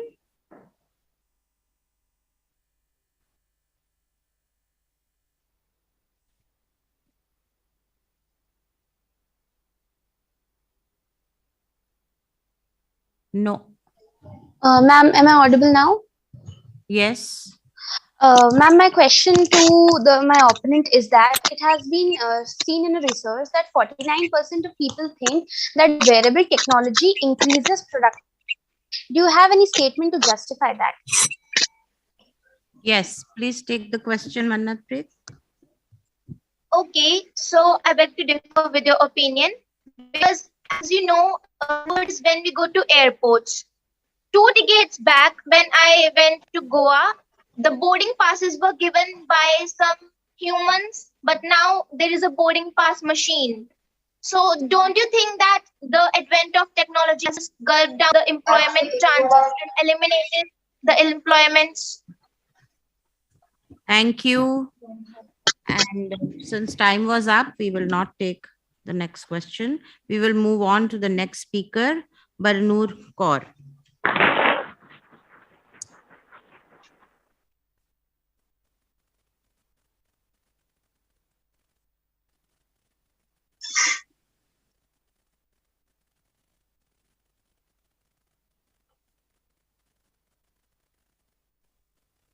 I'm sorry, am I audible?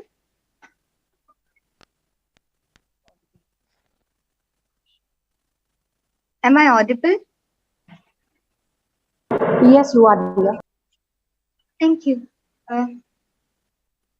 It is unreservedly befitting to say, it's not that we use technology, we live technology.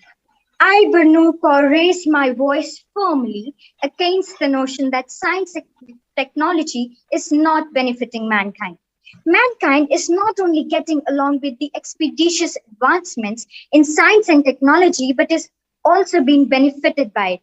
I strongly believe that science and technology is essential for the welfare, comfort, and convenience of humanity.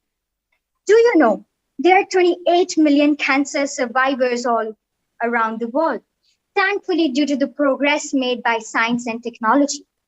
Let me take you one more fact.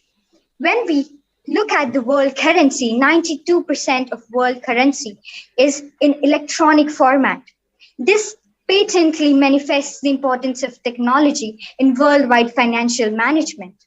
Scientists have discovered artificial limbs and artificial muscles as a blessing for our destitute brethren. Science and technology has gifted us metaverse, a 3D virtual world where people can interact and socialize. Artificial intelligence has made robots and surgical robots, self-driving cars a reality. Science and technology has made us more closer to people who are poles apart. Science and technology has enabled us to form connections with people who are far away from us. Science and technology has made this world into a little global family where each member can interact, learn, and advance. So I strongly believe that gifts of science and technology are indistinguishable from magic. Thank you. Barnoor, you took 1 minute 59 seconds. Do we have a refutation question for Barnoor? 030. Please ask your question. My question to you is that you stated that science and technology have made us a little global family, but loads of reports and stats say that it actually leads to people not spending enough time with their family and friends, and isn't it affecting their relationship with them? Thank you for your question. I would like to say that many of the people in the world have their families and relatives and loved ones very far from them. And I agree with your statement that if technology exists in our own homes, we may feel a little away from the people who are living along with us. But I would like to differ that when we had pandemic, we were all on our technological devices. But very many recreational activities that we performed along with the family members were on the electronics and gadgets. So I think they helped us in that. Thank you. Thank you, Barnoor. Since the time is over, we will not take the next question. We will move on to the next team, CN033.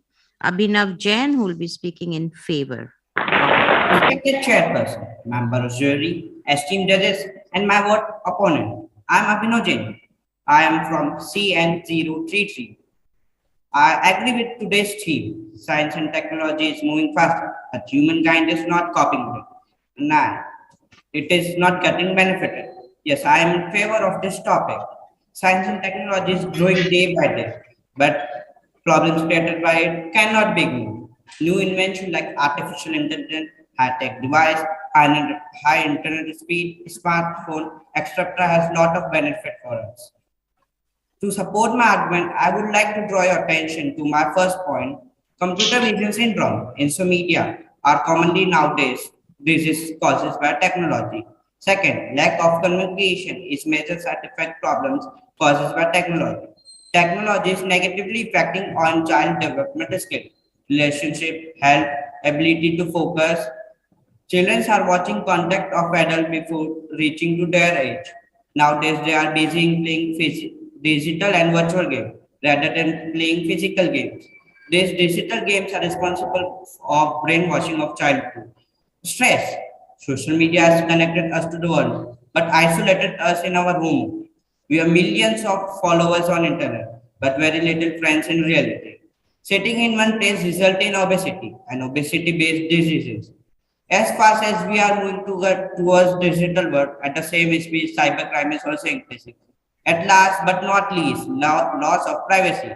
Now our all private life has become public.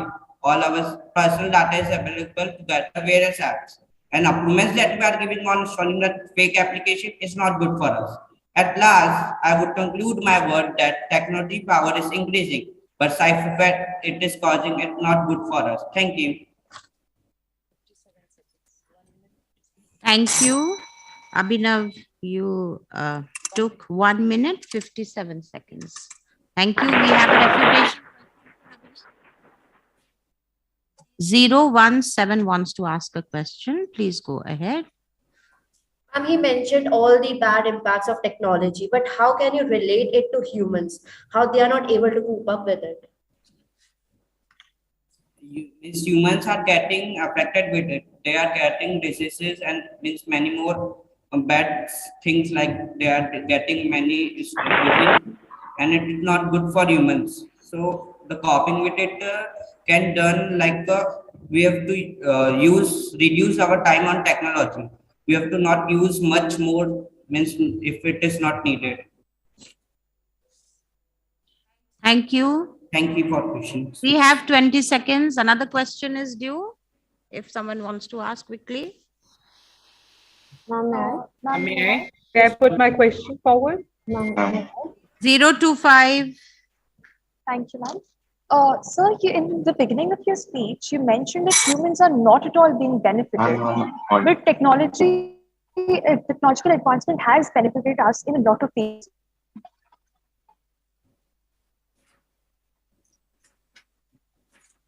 Abhinav, please take the question. Yes, your voice is not clear, but then also I'm trying to give answer. You have said that technology is changing our world. It means technology can connect us to the world. We have from one country to another country. We can easily connect by technology. Okay, thank you, Abhinav. So now we will move on to the next speaker from the team CN033. I have a question before we can move forward, please. I'm sorry, the time is up. Ma'am, I have a query from you, not the speaker. Okay, yes. Ma'am, I wanted to ask that, is it allowed that the participants who are speaking in favor of the motion are asking questions from those who are speaking in favor itself? We are keeping track of that, don't worry. Okay. You can ask your questions. The marks we award is dependent on how we are keeping track. Don't worry. All right, ma'am. Thank you. Okay. Yes. So, may I invite Om Aditya Singh Sisodia to please take the floor. Mrs. Rathore, 865, gets up in the morning as the alarm on in her smartphone goes off. She asks Alexa to switch on the light and reason. She puts her clothes in a smart washing machine and FaceTimes her kids living in 2 separate continents. She wears a smart band for a morning workout and she's as happy as a lark.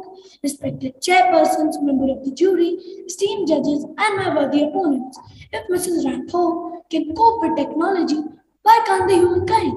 She is coping with life because of science and technology. And today, I am here to speak against the topic. The science of today is the technology of tomorrow. We live in a society exclusively dependent on science and technology. India has seen the dream of digital India, from the latest science to the latest technology. Everything is available at the tip of one finger. Technology is playing a critical role in the development of Atmanirbhar Bharat.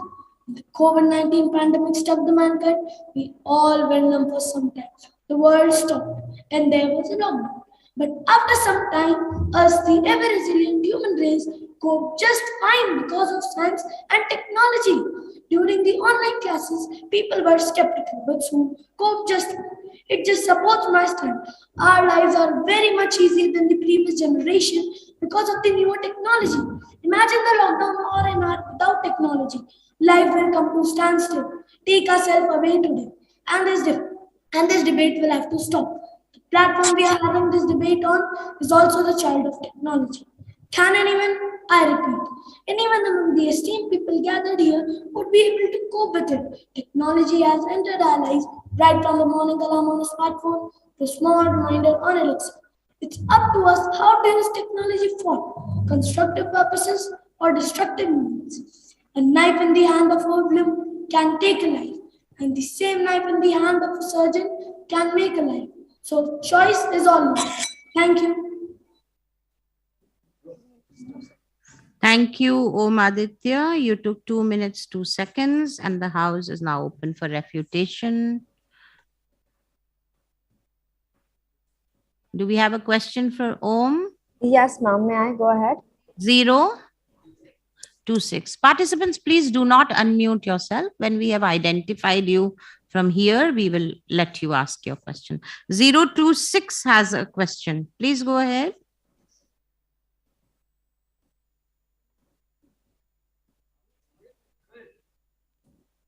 Zero two six.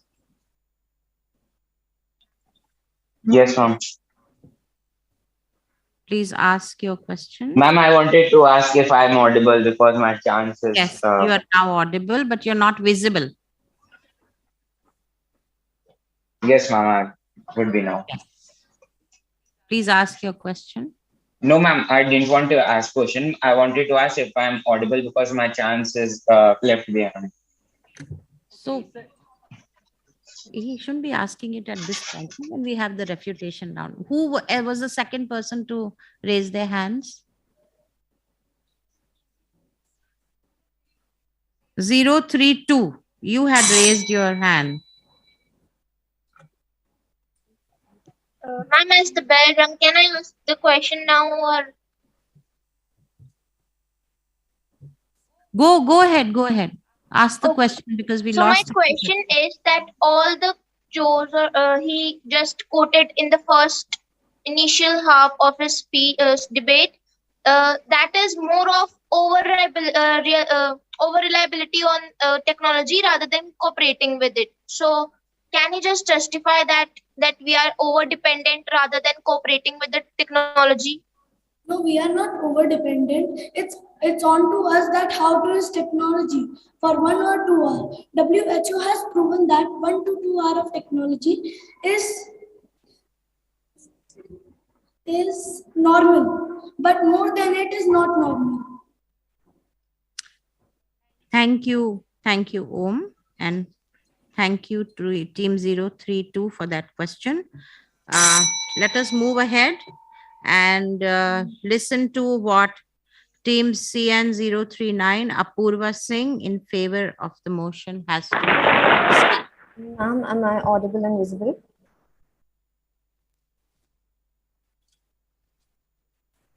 Ma'am, am I audible and visible? Yes, absolutely audible. Okay. Thank you so much.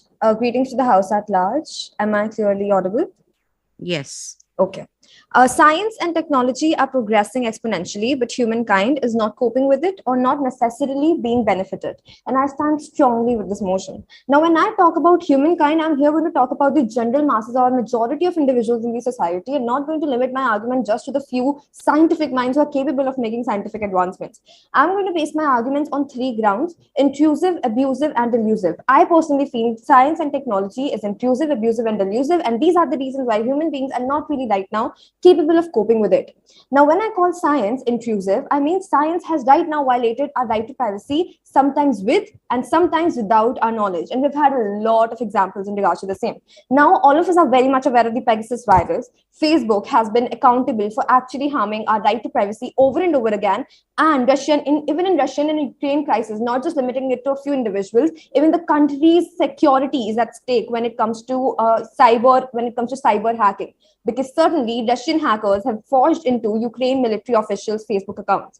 Now, when I talk about cloud computing, your information is more valuable than you, and hence intrusive science has been extremely intrusive.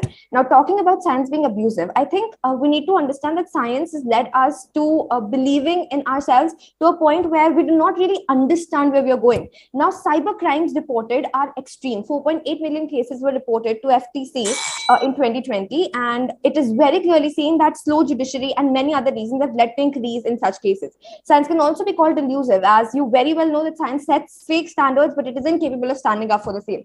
Now, science has also been neglecting human emotions and feelings, and it has strongly barged the fury of Maslow's classification of needs, as it does not really satisfy all the needs present. With this, I rest my case and I'm open for refutation. Thank you, Apurva. You took 1 minute, 55 seconds. And if there is a question for Apurva, let's have it now. 012 wishes to ask a question. Thank you, ma'am. Human is the creator of tech. Then why do you think that we as humans are are letting it have power over us? I mean, what is the reason? Isn't it our fault? Thank you so much for that question. Now, when I described humankind, I was talking about the masses, the majority of people, and I was not talking about the limited number of people who are actually good at scientific advancements. So the people who are actually advancing scientifically or who are actually making inventions have been capable of understanding things. But when we're talking about majority at large, I think they're incapable of understanding the working, and hence it is difficult for them for coping with it, because right now they're not in a situation where they are able to cope with it. They're just availing these sources, or they're just availing all the beneficiaries, but they're not actually understanding things. I hope I answered your question. Thank you. Thank you, Apurva. So time is up. Let's move on to the next speaker of the day, Chandan Singh, who will be speaking against that statement. With the due permission of the chair. Yes, please go ahead. Greetings to the House at large. Today, I stand strongly against the statement that science and technology are progressing exponentially, but humankind is not coping with it and not necessarily being benefited. The intelligent use of science and technology are tools with which to achieve a new direction, quote unquote, Jackie Fresco, a new direction indeed. We are about to colonize Mars. We have seen at the depths of Mariana Trench.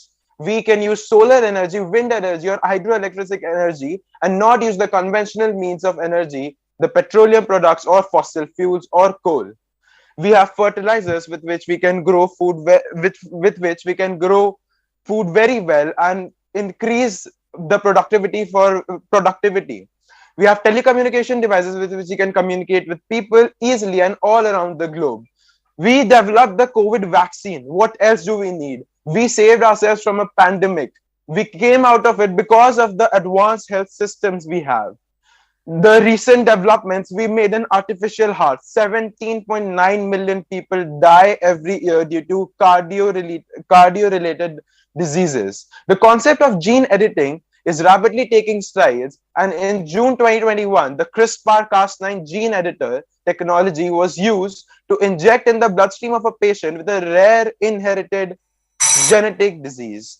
Now, isn't this amazing? We can use Alexa to tell her that switch on our geyser at 5 a.m. in the morning because I have an important meeting without waking up so early. This is technology. The science of today is the technology of tomorrow. And it is not that we use technology, we live technology. With this, I rest my case. Thank you. 1 minute 50 seconds. Thank you, Chandan. You took 1 minute 50 seconds. Do we have a question for Chandan? 012 wishes to ask a question. You said science is there for the welfare of people like vaccines, but science also includes nuclear weapons as well. So how is that contributing in the welfare of the people? Very well, ma'am. The developer of nuclear weapons, Robert Oppenheimer, stated that now I have become death, the destroyer of the worlds, because this is what he saw in the future, but not when he was discovering the weapon. He was discovering nuclear energy so that it could be used for the betterment of the people, not for mass killings. Thank you. I hope I answered your question. We have time for another question. Someone else wants to ask. Can I? 9, please go ahead. Sir, I want to ask that you have said that technology is used in every part of our life, but 029 was supposed to ask the question, yes? Yeah. 029. So you talked about different fuels that we could use instead of petrol, but don't you think that they're extremely expensive and that we could not, use them constantly, even though they are more eco-friendly? Yes, ma'am. Change is the only constant, and change is inevitable. Slowly and gradually, we will move to getting this to a cheaper level. Right now, we have CNG, compressed natural gas, which can be used easily and which is not quite expensive. Eventually, solar energy will reduce in its price as it grows in demand. So this is how I think that it will help us, and we can remove the conventional waste. Thank you. Thank you, Chandan. Now, since we are over and above the refutation time, let us move on to the last team of speakers for the day. Team CN026, Soham Sahu. I hope your system is working well right now, Soham? Yes, ma'am. Yes, Have a ma'am. check. Okay. So please begin with your argument. Okay. Good morning, ladies and gentlemen. Today I am here from Team 026. We have advanced so greatly in last 2 centuries that it accounts for 90% of total human advancement. And ever since beginning of computer era, it is only getting faster. We are experiencing something totally new that our previous generation have not experienced. What does that mean? We will be making mistake. Of course, we shouldn't be afraid, but we should be afraid of making blunders or in today's language, silly mistakes. But is that the case? Are we avoiding the blunders? I think we aren't. Smartphones, for instance, are pretty new devices that have been around since last decade. Even though the smartphone can be used for multiple productive tasks and learning new skills, its major use is only for providing entertainment. Today, most of the youth can be seen with smartphones in their hands, scrolling YouTube and Instagram feeds. But when asked about skill set they possess, it becomes an Herculean task for them to even think about 5 things they are good at. This shows the immaturity and irresponsibility in the youth. They do not know yet how to channelize the power of this great technological device for their benefits. The human brain can adapt, but how fast varies from person to person. Uh, Often you have been asked from your grandparents or even parents for help in operating their smartphones.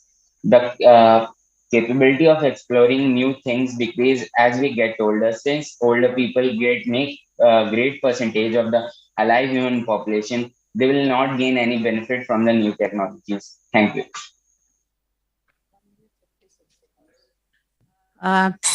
Soham took 1 minute 56 seconds. Do we have a question for Soham? 039. Thank you, ma'am. Ma'am, I would like to say that the participant here was supposed to say how we are not coping with technology, but he actually stated how we coped up with technology a lot. I would like to know how we are not coping with technology.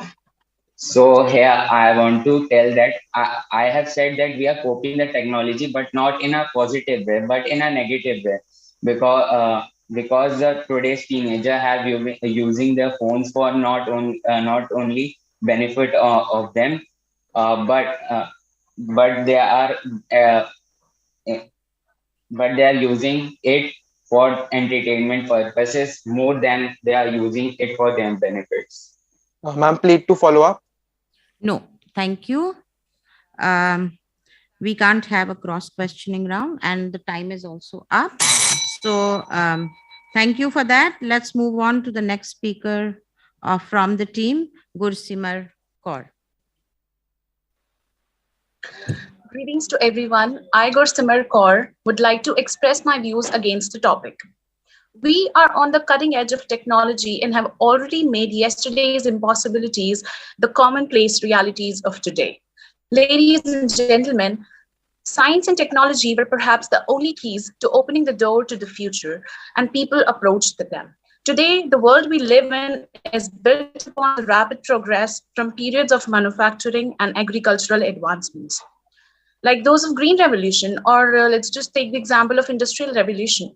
By the late 1700s, the mechanization of textile industry was ignited by the invention of spinning jenny and water frame. In modern times, the list of technology we rely on every day is long.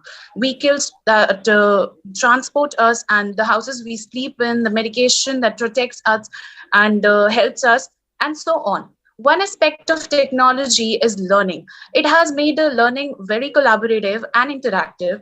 Then we have communication. It has communication. There are emails, social networking sites, video conferencing, and tools which have made talking to people so much easier. And let's not forget about the technological advancements in medical field, which have increased accessibility of treatment available. Ladies and gentlemen, today, a group of 20 individuals empowered by exponential growing technologies of AI and robotics and computers and networks and eventually nanotechnology can do what only nation states could have done before.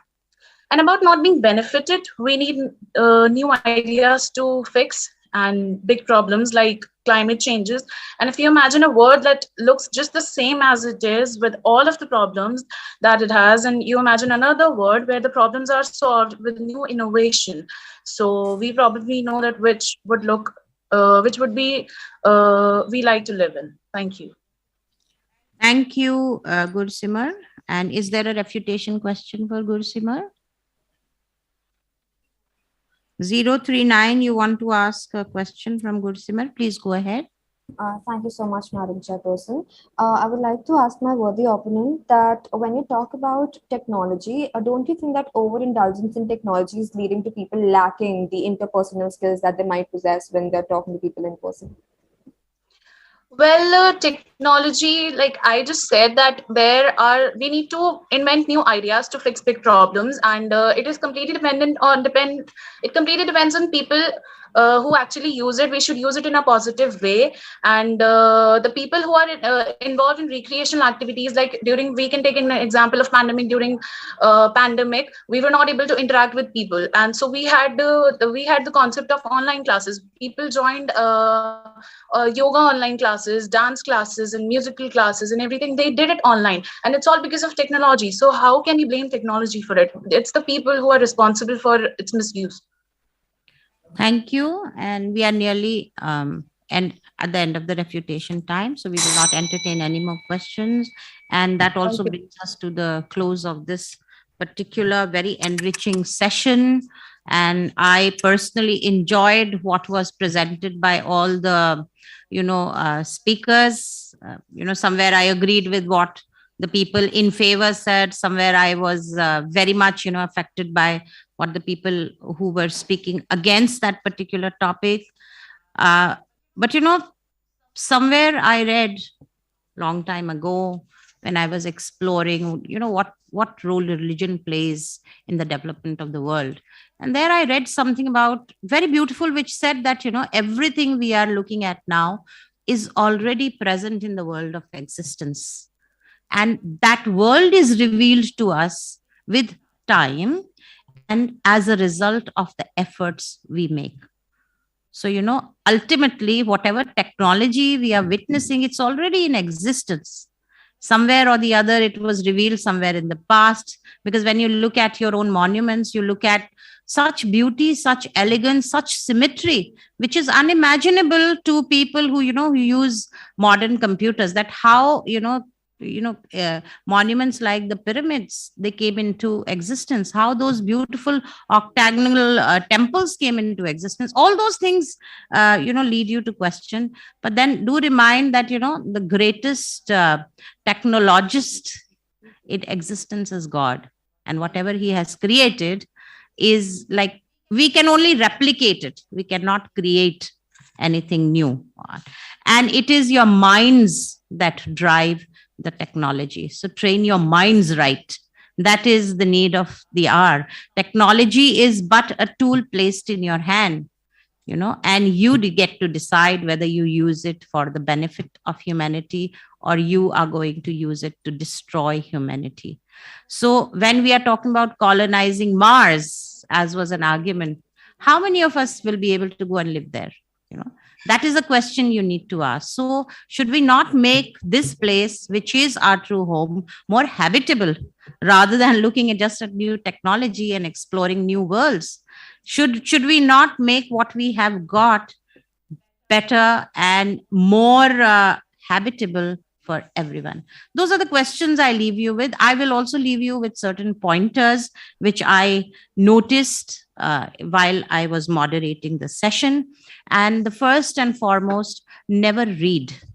We could make out many of the participants because you are on devices. So see, technology came to your aid. You opened 2 tabs simultaneously and you were reading. But see, that's the human eye for you. We could make out what exactly you were doing. So don't hide behind technology. It's not for that. Yes.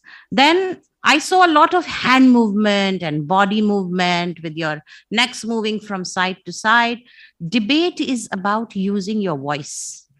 using the natural skill of speaking and convincing the other person that you have the capacity to think clearly, to act upon it at a later date, and to convince the person in front of you that what you're saying has a modicum of truth in it. So I would leave you on that thought. I was really impressed by some of the speakers who were so calm and composed, and they delivered their arguments bang with a fact.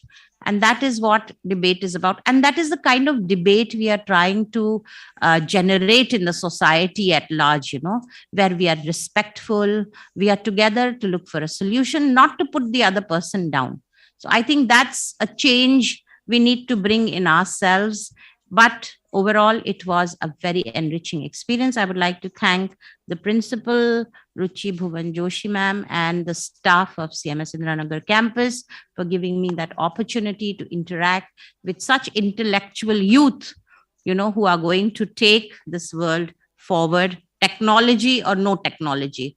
I know it is the youth who will carry it. It is the choices they will make that will decide the future of the world. So best of luck to you for the forthcoming competitions of the day. I leave you at that thought. Thank you and Jai Jagat.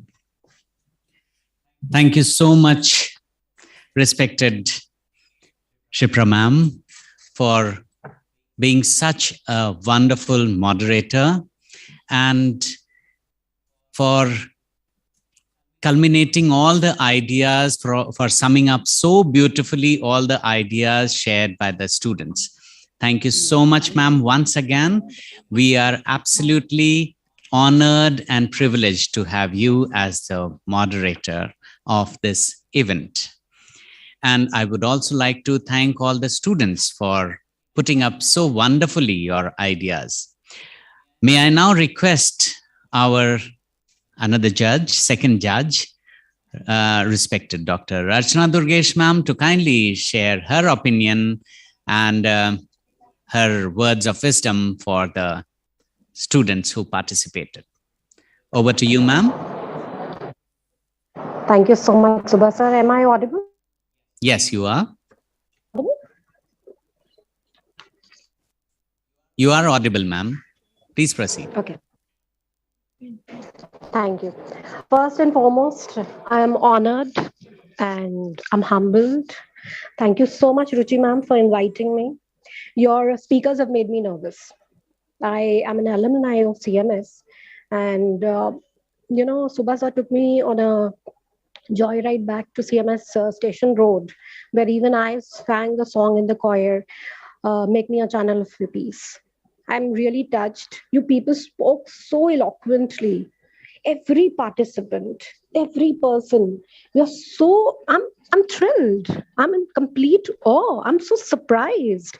I'm zapped that this generation is so sensitive and this generation is so enlightened. I wish to see my son one day participating in the Confluence, and I would love to judge him even.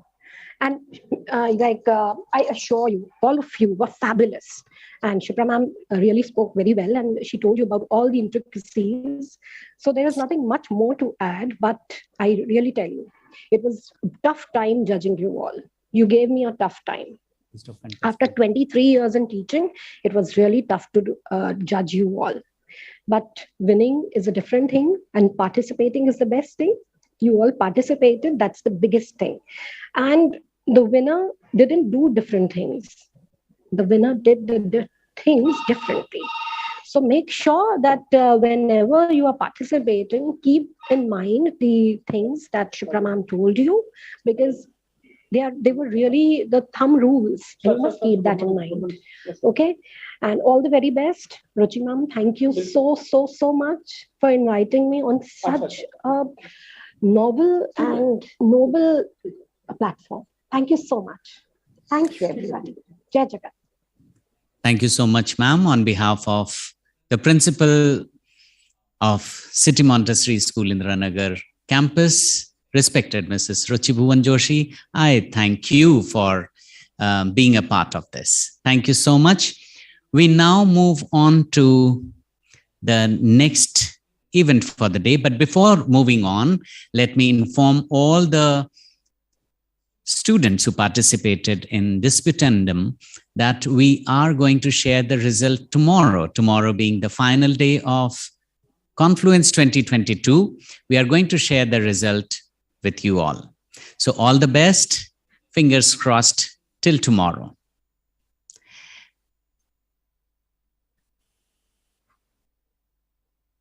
Thank you so much for joining us.